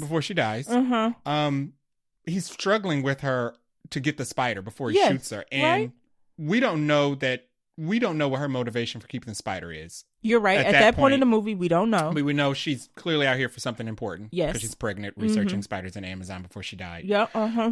But he tells her, I've been looking for this for a very long time. Yeah, years. And I don't care about saving people. So at that point in the movie, my mind was, oh, he was a hired gun. He's working for somebody. Oh, you thought he was working for somebody. She just hired him as his bodyguard. Yes. And my thought was, he's been looking for this to sell it or something, because he's a hired gun. He's going to take the spider. He's going to sell it for a bunch of money, because why else? But he doesn't. No. He keeps the spider in a habitat in his new apartment because now he's rich, because we don't know why. We don't know why he's rich. We don't know why he was looking for the spider. He didn't get the money from selling the spider because he still has the spider. We don't even know how the spider is still alive.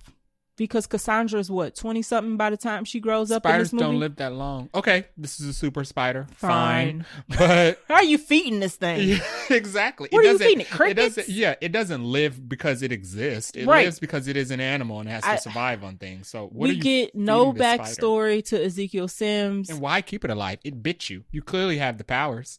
Also a good point. We don't know why he kept the spider alive.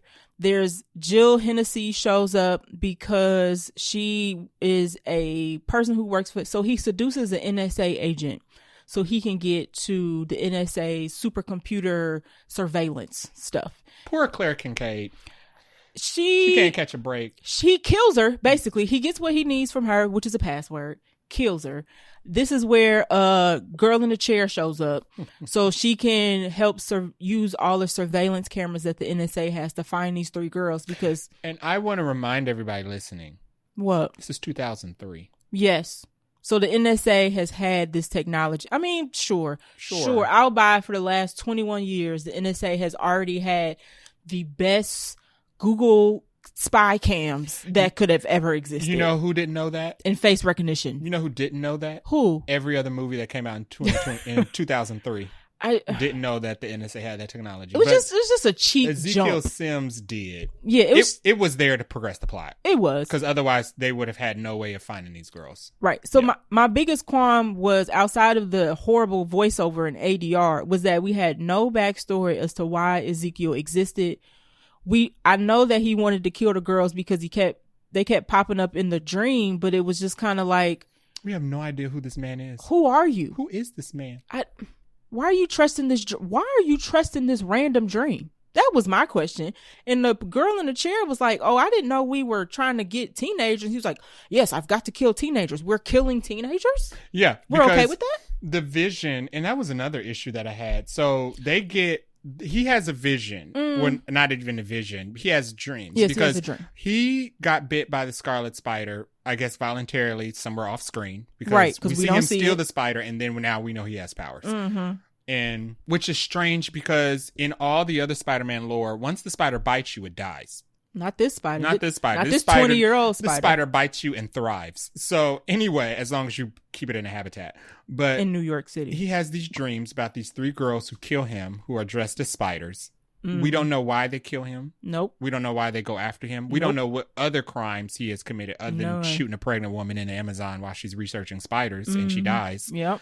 We know nothing about him, but the visions, their faces, their images are in his head. How did they get from his head to the computer? I was like a sketch artist. Because she's using, his girl in the chair is using the facial recognition software from what the girls look like in their spider suits. Yes. That is 10 years from now. So they haven't even gotten there yet. Right. So she has already images of them in their spider suits. And on the computer. On the computer. And then she uses software like they use for missing people to de-age them 10 years to find out what they look like now. Right. And if you pay attention, they kind of look like that Apple visor thing. The Pro? Yeah, the Apple Pro visor where they do the face chat with the AI generated images. That's what it was freaky. Like had that weird blur around their faces or whatever. Weird. How did you what technology does that? They got it from his brain? That extrapolates images from the brain. Look at you asking good questions. In 2003. No, we have no idea how the brain images got onto the NSA software for her to use facial recognition. Yeah. None. No explanation. None whatsoever. Another thing that was weird is I thought the whole scene of him seducing an NSA agent was useless. We didn't need that. Filler. Totally filler. They had to explain how they got the technology that doesn't make sense. Okay. But also, how did he get the NSA equipment into his house? Why? NSA equipment isn't like Adobe Acrobat. You can't you just download a copy and put it on your computer. Sign up for a subscription service. As long as you have the space in the RAM. How do you get the NSA programs from the NSA computer to your apartment? That was outlandish. It was outlandish that when Cassandra finally starts putting two and two together that she needs to protect these three girls, she is accused of kidnapping them. Don't even ask how they make the leap from her helping them to her being accused of kidnapping. So now she's wanted in the city of New York, and she's stolen a cat. And through the whole movie, the police... She's not apprehended once. Not once. She doesn't change her clothes once. She keeps the busted up taxi. She keeps a stolen taxi the whole movie. And we just supposed to think, ain't nobody looking for this taxi? Yeah. That don't make no sense. She grabs the girls, takes them to the woods, and says, I need to go back to my apartment to get the book that my mom had where she was researching spiders before she died in the Amazon. Yeah. And she leaves them in the woods and tells them, don't go nowhere. And when she come back, when it's dark. And they had very valid arguments against 3 hours later, plan. She mad at the girls for leaving. Yeah, she left the girls in the woods and it's like, you'll be safer out here. And the girls are like, no girl. This Sydney Sweeney's character literally says, this is the opening of a horror movie. Mind you. 3 girls in the woods stranded. These people just met each other. Girls don't know each other. You gonna leave some teenagers that just met you and each other in the woods and say, don't go nowhere. They ain't got no food. They ain't got no water. And other than the fact that they're women and live in New York, they have nothing in common. No cell phones. No cell phones. 2003. So when she comes back and she's mad, it's just a stupid scene for the character because it's like, girl, they teenagers. And then she tries when she saves them because they decide not to stay in the forest because that's stupid. That's a dumb plan, and it's especially dark. A plan that was given to us by the stranger woman who technically kidnapped us. Yes, correct. Even though she saved our life, she still has technically kidnapped us because we have not returned home. Right. They're like, we're not going to stay in the woods for 3 hours until we don't even know how long she was actually gone. Nope, we have no idea. Because it was during the daytime. And when she comes back, it's dark. So they're like, we're not going to stay in the woods. We're going to go to a diner that's a mile up because not only did she leave us in the woods, we haven't eaten all day. And she didn't leave us with any food. No money. So we're going to walk up to the diner that's a half a mile away and go get us some food and wait there. Right. Of course, they get tracked down by Sims. Because of the super NSA spyware or whatever. Well, no. Oh, you know what? Because that's a trucker at the diner. And that's another one of my notes. I don't know many truckers, but I don't know. I guess truckers are people who watch out for missing girls. Pause. The fact that he finds out that the girls are missing is via a newspaper. She kidnapped them, quote unquote, mere hours before. Yeah. What newspaper do you know prints on the hour. That's not how the printing press works. I mean, what? You got to have your issues submitted. We to the are press in 2003, not 2023, where we have Twitter and Facebook and Amber Alerts. None of that junk exists, y'all. This man read that the fact that the girls were missing on a newspaper and they just got kidnapped. The girls that got kidnapped 3 hours before. Already in the paper. That is just such and a lazy. Distributed wide enough. Yeah, because they're not in Queens at this point. They're not even in New York. They're not even in the city. They're like in a surrounding city, in a suburb. Lazy. That is pure at a truck stop. Laziness. Yeah. Like, I don't know who to blame for that, but that you trying to think, you making me as an audience member upset because you think I'm that stupid. Somebody's got to pay for this. You think I'm that stupid that I don't realize the newspapers don't print that fast, and I don't like it. That was another note. How is their abduction already in the paper? Yeah. Weird. So we get to the abduction scene. Now, mind you, we have a little stupid flashback or flash forward. So she imagines that she runs out of the forest, gets to the diner. Ezekiel shows up, kills all the girls, and she's like, oh, I need to start that over.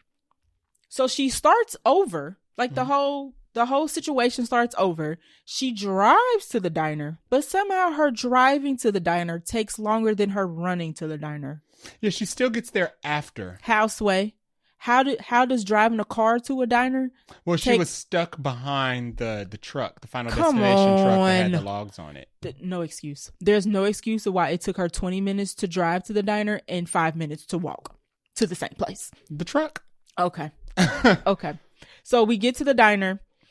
She saves them, whatever. And then she goes off on them. She calls them selfish for not staying in the woods. She gets mad because teenagers didn't stay in the dark woods for 3 hours with no food. And it wasn't 3 hours. She was gone for a long time. It didn't feel like no 3 hours to me, and I was in the movie theater watching it. She was gone for all day. So she taken to a hotel, whatever. She tries to leave because she's like, I can't deal with this. And then she has this super dumb telekinesis conversation. Force chat. With Ezekiel. It's force chat. They stole force chat. They stole it from Star Wars. Mm-hmm. How it's not explained how she can talk to people who are not in her presence. Yeah. So it was also not explained how he can talk to people not in his presence. No explanation. So two things. One, for people who don't know what force chat is in Star Wars. I think they introduced it in The Last Jedi. It was the last trilogy. The one that everybody acts like is the worst one. Yeah. Where Kylo Ren... I think it is The Last Jedi. Yeah, Kylo Ren and Rey are talking to each other through the Force, even though he's in space and she's on whatever planet with Luke Skywalker. That makes sense. That makes sense because it's the Force. It's the Force, and that movie builds up that they are the strongest Force. Mm-hmm. There's a connection. People in the whole universe at the time, so that makes sense. Mm-hmm. They're both supposed to be Harry Potter in that universe, right? This doesn't make sense because one. How does she learn? How does she just know how to do this? One, it's from the beginning. It's poorly explained because we see her physically leave the motel because she's taking all the girls to a motel to keep them safe. Yep. We see her physically leave the motel, pack up, and leave while they're asleep. Physically go to the diner, into the diner. And then she has this force chat with Ezekiel Sims, who does not have mental powers. We have not seen any mental powers even though they got explained. Bitten by the same spider. Yeah. Yep. Technically. Mm-hmm. She has the visions and all the powers, kind of. He got Jack. He has this. He has they got separate powers from the same spider, which is weird. But how is he able to participate in that? How does he know that she has mental powers? And then at the end of it, after their conversation ends, she wakes up fully clothed, back in the bed in the motel, and with no idea how she got back there. It made no And the sense. car is there because she took the car when she left. But the car is also parked back outside. So she drove back somehow.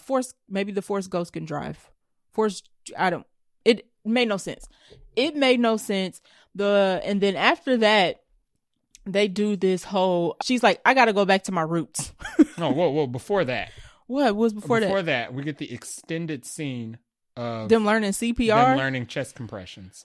That's one of my notes. This is a superhero movie, and we're watching teenage girls learn chest compressions. My note on that was, why are we learning CPR? And it was a full scene. It was as long as a YouTube tutorial about chest compressions would be. Oh yeah, if you need to know how to do CPR, you can learn from this movie. It was like the director was like, let's actually stop and take a moment to teach everybody how to do Let's CPR. do I feel first. like I can now do CPR if I need to. And it comes back later. At the end of the movie, they have to pull Cassandra from the river and they have to do CPR on her. Like, fine. But in the moment, it was like, why does this scene need to be so? First of all, why are y'all showing? We basically got the same scene twice. After that is when we get the part where she's like, I got to go back to my roots. And she goes to Peru, where her mother died, to learn what's going on with her. She goes to Peru, and we know she's gone for at least a week. She leaves the girls again with Ben Parker, with another strange man. Ben is strange to these teenagers. She puts 3 female teenagers in the hands of a strange man, who goes along with it because they're friends. I for guess. a week. But she says, I don't get it. I have to go to Peru on my paramedic salary. On a whim. After I haven't been to work for at least 2 days because several days at this point because they told her to take a break. Yep. So I'm going to stop rescuing these girls to go to Peru for a week. Yes, and they made a point to say a week. I don't know why. You made a good point. You showed us the chest compressions. Why not show us the scene of her going to the doctor to get the shots that are mandatory before going to that part of the world? Maybe you didn't need a shot. She at least needed a passport, a ticket, a plane ticket. Maybe she already had a passport. Okay, sure. So, okay, fine. What was Ezekiel Sims doing? Looking for them on his spyware. I guess. I don't know. What was the villain doing? We don't know We're what just Ezekiel... supposed to assume that he was just inactive for a week because she was like, well, Dakota Johnson's got to go to Peru, so we're all going to take a break. You act as if we knew what this man been doing for the last 25 years. We're going to resume this conflict when she gets back. What's another so that week? she doesn't miss out on anything. He chilling, eating burgers and pizza. I don't know. She's a girl from New York, raised in Queens. We're supposed to believe Queens is probably pretty much the only place she's been. It feel like it. And we're supposed to believe she can navigate the forest in Peru with just a map. She got a paper map. And no compass. Was MapQuest available? Maybe she was using a printout. I don't know if MapQuest had like...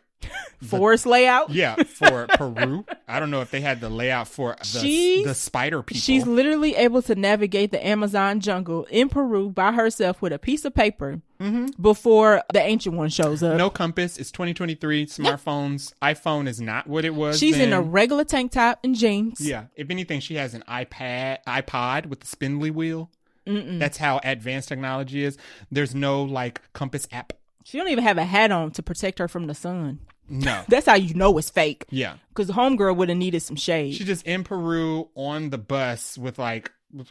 impoverished children. Because we can't show Peru, being advanced or anything like that. We can't just show Peru just having regular people on the bus. Everybody has to look like they literally just finished living the worst day of their lives. And then she goes into the woods, sleeveless, around all types of wildlife. Yeah, that she's never been. The Peruvian jungle doesn't have animals. No bugs. There wasn't just spider people. She couldn't have possibly almost been like ran over by a boar or something. But yeah, and she just finds the exact spot in the photo where her mom was photographed researching spiders in Amazon before she died. And I don't believe that. Of course you don't believe it. That just doesn't make any sense. Myself, now I don't consider myself a nature person, and I'm going to say Cassandra Webb wasn't either, would be able to go to Peru right now, literally right now, with nothing but the clothes on my back and a paper map and figure out the Amazon jungle to find the ancient one. What did she tell Customs? When they asked her how long her stay would be and what it was for. And what hotel she was at. What hotel she was going to be at. Did you have a return ticket? Yeah. None of that. We didn't see anything about how she got to Peru. We just see her on a janky bus with a bunch of impoverished people. If we wanted to get to Peru... We didn't even see how she come back from Peru. If we wanted to get to Peru today, do you think we could find a flight? Sure. It's going to be a bazillion dollars, but sure. You think you could just get a flight to Peru? Now in 2024... Yes. In 2 years post 9/11, you think you could just get a flight anywhere you want to go? Are you kidding me? Listen. 9/11 was 2 years ago. This homegirl was out in Peru with no hat, no suntan lotion, no sleeves, and no guidance. And somehow she finds the same exact man who was with her mother when she died and was like, lost his whole Spider-Man get up, Spider people get up, He in a fresh button down, fresh clothes, nicely shaven, lookly freshly showered. I don't know. We have no explanation as to why the spider people no longer look like the spider people from the beginning of the movie. And then he takes her through this whole journey of, you need to learn your past to know your future, blah, blah, blah, blah, blah. Yeah, she goes to do peyote in a cave in Peru. She finds out that her mother was trying to protect her, and that's why she went to the Amazon. And we get this whole touching scene of, I can forgive you now because now I know why you went to the Amazon. Whoop-de-doo. That's where she learns how to be in different time, because her powers are multiverse based. She's or time based. Doctor Strange. She's Doctor Strange. So basically, she's learned how to use her powers in a way, and the spider guy explains it, where she can be in multiple places in time at the exact same time. She walks away from the cave with the new knowledge of, I can be Doctor Strange. So she can go back to tell her mother when she was while her mother was still pregnant, you succeeded, you saved me, and I'm alive. She I'm sees a thriving, horrible human being today. So exactly. Congrats. Pat on the back, Mom. Yeah. It was worth it. Yeah. She makes it back to the United States. We don't see how, we don't see when. The timing is exactly time to when Ben is with his sister-in-law, Mary, aka Peter Parker's mom, and she starts going into labor. So they timed that perfectly, which is unreal and unbelievable, but whatever. Yep. This is where we start and get into the last third act, I guess, of the movie, where Ezekiel Sims is now tracked down the girls because the girls went with Ben to the hospital because Ben said, I promise not to leave y'all by yourself, but Mary's going into labor. So that makes sense. That made sense. Ben actually followed through. He didn't leave the chicks by themselves, right? Even though these were random teenagers with a random man. It's pretty much been proven that they can't be left to their own devices. They can't, because they're teenagers, and all teenagers are horrible. Whatever, cool. I'll go with it. We get to the last fight where Ezekiel's trying to kill the girls, and then Cassandra shows up, and there's the scene that we've already seen in the trailer of where she uses the defibrillator to shock Ezekiel on top of the ambulance. Whack fight scene, whack fight scene, whack fight scene. It's not even a fight scene. It's not. It's like a chase scene. You're right, because they're not fighting anybody, because this is no skills. This is 10 years before they're actually Spider Women. So nobody has any powers. Nobody has any super strength. There are no fights this whole movie. Ain't no web and slinging. No. None of that. There's barely hand-to-hand combat. Actually, none. No. In the diner. I mean, he kind of walks up to people and snaps their necks, but there's no hand-to-hand combat. None. You're right. Yeah. We get to a warehouse, which I think is the same warehouse from the beginning of the movie. Which why? Don't know, because it has fire. Same warehouse. It has fireworks in it. Died. Right. Oh yeah, we forgot to say that. Mike Epps died, y'all. Sorry. Good for him. Way to get out of a film. The most anticlimactic death you could probably have is what he had. Slowest car crash ever. It was so stupid. But okay. She has a vision to where we basically see how the end of the movie plays out. Yeah, she has a vision about the end of the film. Yeah. And she's like, great, I know how to end this movie. So let's go do it. So we go do that. We end up at the top of this firework thing. Oh, also one note, somehow she blows a hole in a brick wall with a firework. With a firework. Just your regular old run, not no Chinese firework. We talking about regular Queen's firework. She blows a hole big enough for people to walk through. Because this firework factory basically sells dynamite. Essentially. Shooting, flying, rocketing through the sky dynamite. Yeah, it can shoot through brick walls. Commercial grade fireworks. Amazing. Like, give me 10. And they're unattended. Exactly. So where anybody can break into the warehouse and set them all off. They don't have to go through a single bit of security to get into this warehouse. No. They get to the... Second, you know what's a very important question? What? That building burned down. At the beginning of the movie. Yeah. Mm-hmm. So they put the fireworks back in there? Yes, in the last week.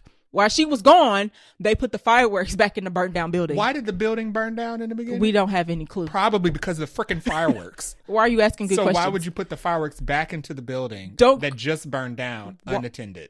Why are you trying to critique this awesome script? And why did the building look normal again? It looks perfectly fine. And all the fireworks were nicely displayed in their little crates.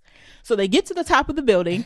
And this is where we get the end, I guess, the climactic scene where Cassandra Webb uses her newfound Doctor Strange power. She saves all the girls from the different spots that they're hanging off of at the top. Ezekiel Sims is like, I'm going to kill you now because now I care that you are helping, because previously when I encountered you, I didn't really think you were important, even though somehow these girls and you keep escaping.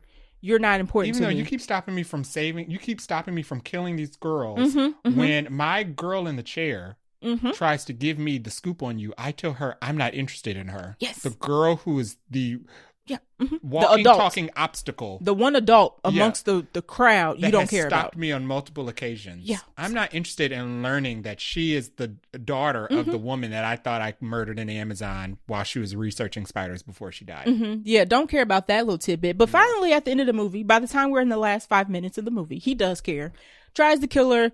Doesn't work. We already know that the Pepsi Cola sign at the top of the building is going to fall and kill him. The Pepsi plugs in this movie are off the charts. I don't know why. I didn't want a Pepsi after this was over. Pepsi cut the check for this. For what? I don't know. Same reason Bud cuts the check for Transformers. Sure. Fine. If it works, it works.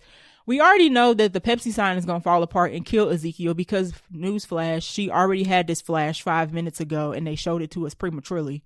Whatever. They showed us the whole movie. We should have left. We could have. I literally leaned over to you and said, was that the end of the movie? After that vision, we could have left the movie and not missed a single thing. No. They literally showed us the end of the movie. Exactly. Yeah. He dies. She falls off into the river. A firework, again, super firework comes from we don't know where. Smacks her in the face. Not only does the firework... It's almost comical. Hey, hold on. I missed it. Not only does the firework smack her in the face, it smacks her underwater. Like somebody shot it at her. I didn't know fireworks could do that underwater. Yeah. Like a rocket. Like a rocket, because she's floating down into the river. Because, somebody falls off and they kind of floating. So she's sinking in this firework. Like a torpedo from a submarine. like somehow. Like in the early Godzilla movie when they shot Godzilla with the sub and the torpedoes. That's how that firework smacked her in the face. How do you survive that? Because... This is our second drowning. Just 2 minutes before, the same type of firework blew a hole through a brick wall. So how does the same firework just blind you? Like, because she gets smacked in the face and she's blind now because the actual Madam Web for the comics is blind. A blind paraplegic woman. Yeah, she's a much older blind woman. So they rescue her. This is where we get the CPR scene because, she taught them CPR. Now they have to use it. They bring her back to life, but she's blind because she got smacked in the face with a firework. I didn't even realize she was paraplegic until at the very end of the movie, because she's in this. That was probably the real damage the firework did. Nerve damage. It smacked her in the face and somehow made her handicapped. Yeah. Sure. The nerve damage that took away her ability to move her legs and see at the same time. But somehow it didn't blow her head off. Like it blowed a hole in the brick wall 2 minutes ago. But before that, I don't understand. Let's go back to Ezekiel Sims' death. Okay. He gets killed by the S sign on the Pepsi, the S letter on the Pepsi sign in New York falling on him and squishing him like a spider. This is after he is literally crushed by an ambulance. After she drives through a different brick wall and lands on top of him. Not only has he been crushed by an ambulance prior to this, he's also been hit by a car that she drove through a diner. Several cars. Yeah. Electrocuted. But the S symbol and the Pepsi sign. He wasn't quick enough to move from. He wasn't quick enough to move from the ambulance. The ambulance landed on top of him. You're right. Like Acme Studios dropped it. And he just rolled over and got up. But the S symbol is what killed him. Yeah. Is that supposed to be S for spider? Or was that supposed to be like a call? Probably. Okay. Because it was the same S that fell into the water. Oh. It was the spider Easter eggs. Okay. Jesus. But mind you, Spider-Man is not said through this whole movie. No. Not even Spider-Woman. Spider people is all we get. Essentially. Yeah, they just call them spider people. Okay, yeah. So the ending is a happy ending. Technically, the girls live. They are still not spider women. They don't even know that they're going to be spider women. So they basically turn into birds of prey at the end. Yes, because Cassandra Webb does not share the fact that she saw the visions of them turning into spider women. Yeah, so these girls, the whole movie, and even toward the end, these girls don't even know that they're destined to be superheroes. None. No clue. She just says, I just know you guys are going to be great. And we're like... She doesn't even explain that to them for why the guy wants to kill him. She just says, I don't know. Yeah. She never never tells the girls this guy wanted to kill you because you become great powers with great responsibilities. All three of you girls that live in New York and are friends are going to have encounters with 3 different spiders and develop 3 different sets of spider-based abilities. And y'all going to be the queens of New York, literally. But Peter Parker is also going to get bitten by a spider in this city. And Miles Morales is also going to get bitten by a spider in this city. Because she also knows about Peter Parker, because after Mary has the baby, at the same time that she is in the hospital for being blind and now paraplegic, the girls say, oh, Ben's loving being an uncle, all the responsibilities and no responsibilities, all the fun, or something like that. And she says, oh, he thinks so. So she clearly has a vision that Ben is going to die while he's taking... Everybody in the room next door is dead. Yes. Except for Peter. While they're taking care of Peter. And she just says it like it's a joke. Like, oh, he bets he's going to die? Like, you're not going to tell that man? Maybe she doesn't see it as sad because he's going to die. Like, we don't know if he's going to die Marissa Tomei age or if he's going to die who was Andrew Garfield's Uncle Ben? It wasn't Michael Douglas. Even Tobey Maguire's Uncle Ben. He was old. Yeah. The old Uncle Ben. So maybe she was saying it's not devastating because at least he's going to live a full life before he's shot in the chest. Whatever. But they basically stole the ending from Birds of Prey, where you got Harley, you got the team together. You got Harley, you got Black Canary, you got Huntress, and then you got Barbara Gordon in the wheelchair. Yeah, who watches over the girls. They stole a lot. Now that we talking about this, they stole quite a bit, and they couldn't even steal and make it good. Like if you're gonna do a callback to a different movie or borrow from a different movie, like make it as good as the movie you took it from. And then the movie ends where we get a shot of the girls in their spider suits standing on top of a building with Ghost Madam Web floating Force above Ghost, them. Dr. Strange version. In her spider suit for some reason, even though she's with a Force Ghost. So while she's suiting up. With the biggest blue blockers I've ever seen, but they're red. And she says, the future is coming and it hasn't happened yet, and that's the best part about it. And the movie ends. Trash. And everybody claps. Everybody does not clap, first of all. And second of all, I counted how many people were in our theater, including us, 14. I think somebody left.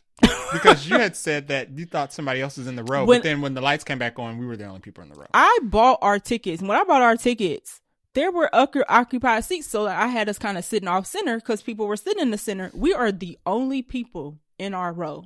And when we left, I was like, I'm going to purposely count. And there were 14. And the theater wasn't dead. The movie theater in general, no, there were people there. So people were there to see everything except for Madam Web. Also, it was a freaking snowstorm last night. Yeah. So we went to the movies in a snowstorm. Risked our lives. People were at the movies, but not to see this movie. It wasn't even in the premium screen at the movie theater. No. One Love was. Yeah, Bob Marley, the biopic. That's how you know people did not care about this movie. The biopic. Yes. Was on the premium screen playing at the same time that the superhero movie was playing. That's how you know nobody cared about this movie. And we didn't mention this, and I don't know if people don't realize this. This is not a Marvel Studios movie. This is a Sony movie. So Sony has the rights to Spider-Man, and they can do whatever the heck they want with any Spider-Man related character, and this is what we get. So after this, we have Kraven coming up. Ooh. And for people who don't know, for context, the person who did the writing on this, co-wrote it, also did writing for Morbius. Also garbage. Which is currently rated higher than Madam Web. By like 2%, right? Yeah. Yeah. So I'm going to skip the what we like and didn't like because I think we got there. I'm going to skip what we would change because we would change not having seen this movie. I would recommend this movie to no one. It's almost hard to recap because the movie is all over the place. Yeah. Do you have any other random notes? Let me see. Let me check. I have one. So the thing that kicks off her powers awakening is her and Ben are paramedics, and they're going to save somebody who's been in a car accident off the edge of a bridge. Yeah, their car is like hanging off of a bridge halfway. They're paramedics. They're the only ones. They're the first ones to arrive to a scene. That's not uncommon. Anybody can be the first to arrive on scene depending on where you are from the scene of the crime. They're the first people to arrive on scene. The car is on the brink of tipping over the bridge with a person in it. I did not think paramedics were qualified to climb inside to do fire and rescue work. You're right. She dives right into that car. Both of them, actually, to try to save this person. They both dive in the car, which I get. the human element, you're there, you want to save them because they may not last. But I just thought it was very strange that she did that. Yeah. But cool, whatever. But also, she drowned. Yes. Died. Yeah. Was saved by Ben and resuscitated after being down for 3 minutes. And comes back up to the bridge. Yep. And neither the police or the fire department has showed up yet. They are still the only two on the scene. By the time the police and fire department show up, they're treating her. They're not even treating the person that they saved in the car. Right. Because that person is probably healed from their wounds and walked home by the time the police and the fire department Once again, they thought we were too stupid to notice that didn't make no sense. In the middle of my notes, I have a note that says, I'm worried I don't have enough notes. Because we were at the scene where she gets her abilities and nothing had happened. I was waiting. Moment. There was a point in the movie where I was like, when are we going to get to the action? I have a note. We're at the train scene and still nothing has happened. This is almost a 2-hour movie. And I would say about halfway through, I'm like, when are we getting to the action? Because only one character in the whole movie has super strength. And the one girl who has another superpower don't know how to use it. Until the last 20 minutes, not even 20 minutes, the last 15 minutes of the movie. Just bad writing all over the place. Left, right, up and down. Did you have a note? I think that's all my other note that I have here that was actually a good note was Beyonce. Yeah, Dangerously in Love. There was a big, huge wall mural for the album cover of Dangerously in Love. And it was another 2000s callback. Callback. I was not expecting that. That was not spoiled for me going in. It was a nice surprise. It's been a glorious Beyonce week. So that was a highlight of my movie. Well timed. Yes. Yeah. You're exactly right. Very well timed. It was. And I still don't recommend you go see this for that though. Don't do it. My last note is because this movie was clearly cut to crap. To hell. Oh, sorry. It's cut. Like, this movie has been chopped up. Yeah. Scenes are spliced together that don't belong next to each other. Like we said, the place that burned down that Mike Epps died at is fine at the end. And then they blow it back up. So what was the point of doing the remodel? Just go to a different location. I hate to be the owner of that building, of that firework warehouse, because it seems like every week somebody's breaking in and trying to burn my place down. Maybe you should have some security. Or maybe you should have some security. Which did not security exist. with your military grade fireworks that you're making in New York. Yeah. Why would you not have security? My note was, one day we're going to be dodging conversation around the S.J. Clarkson cut, because there's no way this movie I see was the director's edited. cut. Yeah, there's no way this movie was edited how she wanted it to be. Yeah, there's no way this was what was supposed to go to theaters. It's bad. This reeks like studio interference. Well, apparently Dakota Johnson did say there were a bunch of rewrites, and at the end, the film was not what she had signed up for. But I think that is because the rumor is the original story for the movie was that the Spider Women and Cassandra were going to be trying to stop Ezekiel from killing Mary Parker. So that would have been a better plot. So that Peter Parker wasn't born. That's a totally better movie. Now, I don't know if that actually would have came to life. And that makes sense because I heard Emma Roberts' role was reduced a lot. Yeah, she is barely She's basically in a cameo. She's in 2 scenes of the movie. Right. So, yes, that would have been a better movie. I don't think that this cast would have been able to execute that movie. No, it still would have been terrible. But it would have been, instead of maybe... That's a plot, though. Oh, yeah, it's a much better plot. This has no plot. This is no movie. I don't know what this even is. It's a project of some sort. It's like a bad student film. You had a favorite line. I do. So we in favorite line, favorite scene territory. Sure. My favorite line because we're not recommending this to anybody. Absolutely. So. Do not go see. There's a scene where Cassandra is learning what happened to her mom, and her mom is she's pregnant. She's talking to the doctor, and the doctor's telling her, this is the disease your daughter has.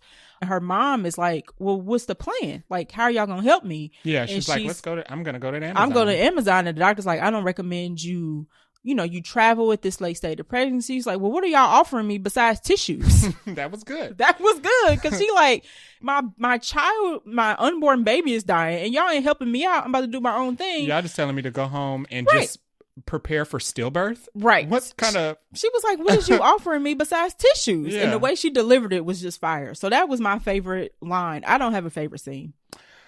That's the best I can give you, is the favorite line. I didn't write one down, but I don't think I had a favorite line or scene either. I'm not surprised by that. No.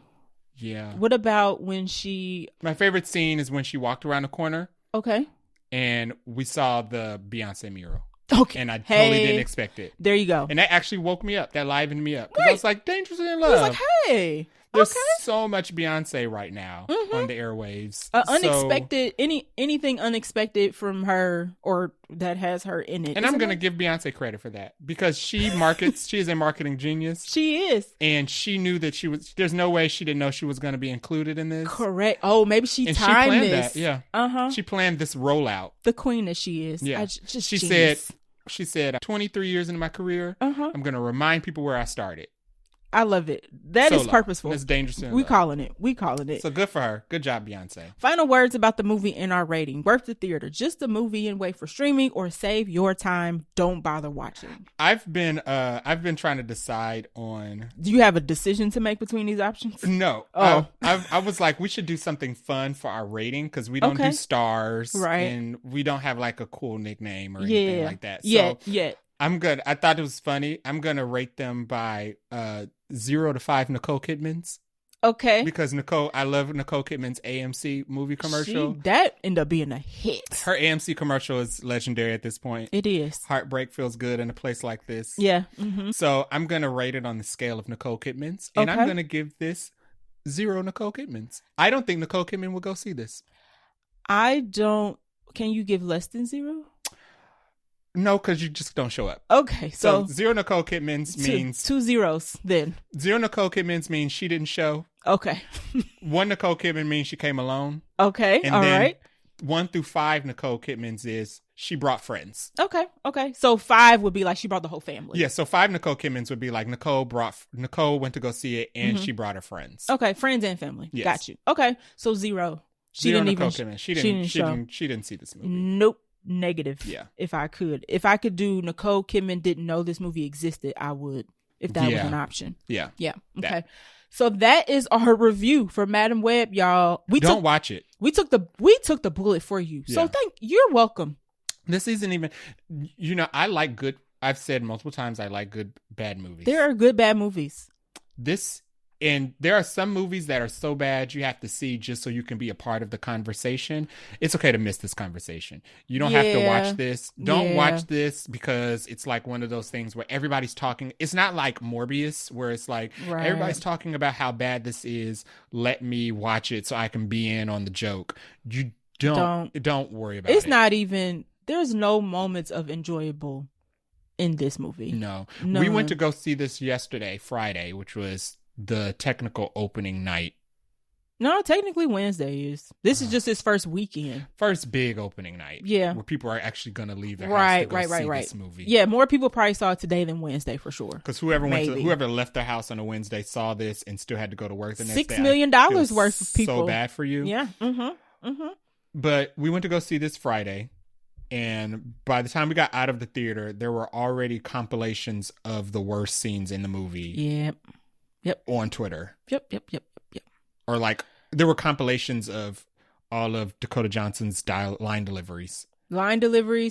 And if it makes you feel a particular way that we are telling people not to see this movie, Dakota Johnson herself has not seen the movie. And she said that she does not know when she'll see the movie. Yeah. And I relate to that because what? I was like, this is the answer I give when like somebody records me doing something stupid and I don't want to watch it. Okay. Because I know I probably look like an idiot. I know where this is going. I look like an idiot. So yeah, I can relate to that. I can relate to being in something so bad I don't even want to review. Here's my question. So when they went to the premiere, what did she do?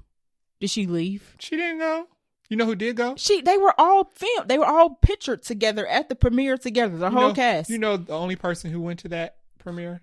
Who? Xochitl Gomez. Who is that? America Chavez. Oh, goodness. The queen of Marvel movie premieres because she is at every single one of them. And she was dressed and she was at the Madam Web premiere. Was she? I didn't see that picture. That was the only picture I saw of the premiere, was a picture of her there. Yeah, I don't think any of the actors in this are probably happy with this end result. Or you know what? I think she did go. Who? Yeah, Dakota Johnson did go because there was a picture of her and Sydney Sweeney. Yes. So she did leave. They were all there. But that goes back to I've mentioned before how they say a lot of actors do the red carpet and leave. They don't actually stay for the movie. Are several actors who said there's certain movies or they don't like to watch their own movies. But I mean, I guess that's crazy to me though. My thing is, if you hadn't seen it, I would not tell that the weekend that the movie is opening. I think she did that very deliberately. I would share that after the fact. I think she shared that very deliberately. But there's been multiple things that have come out during this press release that made it clear that she ain't into this movie. And the reason I think she did that is because she's got another movie coming out. Oh, does she? She does. How does she keep getting moved? I don't know, man. She's got another movie coming out, and by her saying she has not seen the movie yet, rules out the chance for anybody to ask her questions about the movie. She doesn't have to discuss the movie again. Yeah, other than the fact that she made it, when people ask her things like, what were your thoughts during this scene? She can literally say, I don't know, because I haven't seen it. That's bad. And that's bad, but I do think she deliberately did that be like, I didn't see the movie, so y'all can't ask me questions about it. She has been low-key bad talking the movie during this press run. So... listen, if she don't like it, I don't like it either, and I don't feel bad about saying that. Yeah. So that wraps up our review of Madam Web. You're welcome. We did the work for you, so you don't have to go see this. What are we doing next episode? We don't know. We don't know. That was a trick question for you. I was like, what is he about to say? Because I don't know what it is. We might cover Damsel. Damsel doesn't come out until March. Oh, that's right. Now, the movie... I think the movie Parallel comes out, but I think it's limited release. So only if we can see that. See it for like 6 months. Right. So only if we are able to see that in theaters will we watch it, but we'll think of something. Next episode to be determined. Yes. We will let you know before it drops though. Right. We'll tweet it. Thanks for listening. If you like our show, could you please give us a share? You can leave us a review on Apple Podcasts or on our website, vaguelynerdy.com, where you can also leave us a nice only voice message that we can play on the show. You can follow us on Twitter at Vaguely Nerdy Pod or on IG at Vaguely Nerdy Podcast. And if you want to leave us an email, you can reach us at vaguelynerdpodcast@gmail.com. Excuse me. What? Winnie the Pooh, Blood and that is the end of our episode. Until next week. Thank you. Bye. Bye.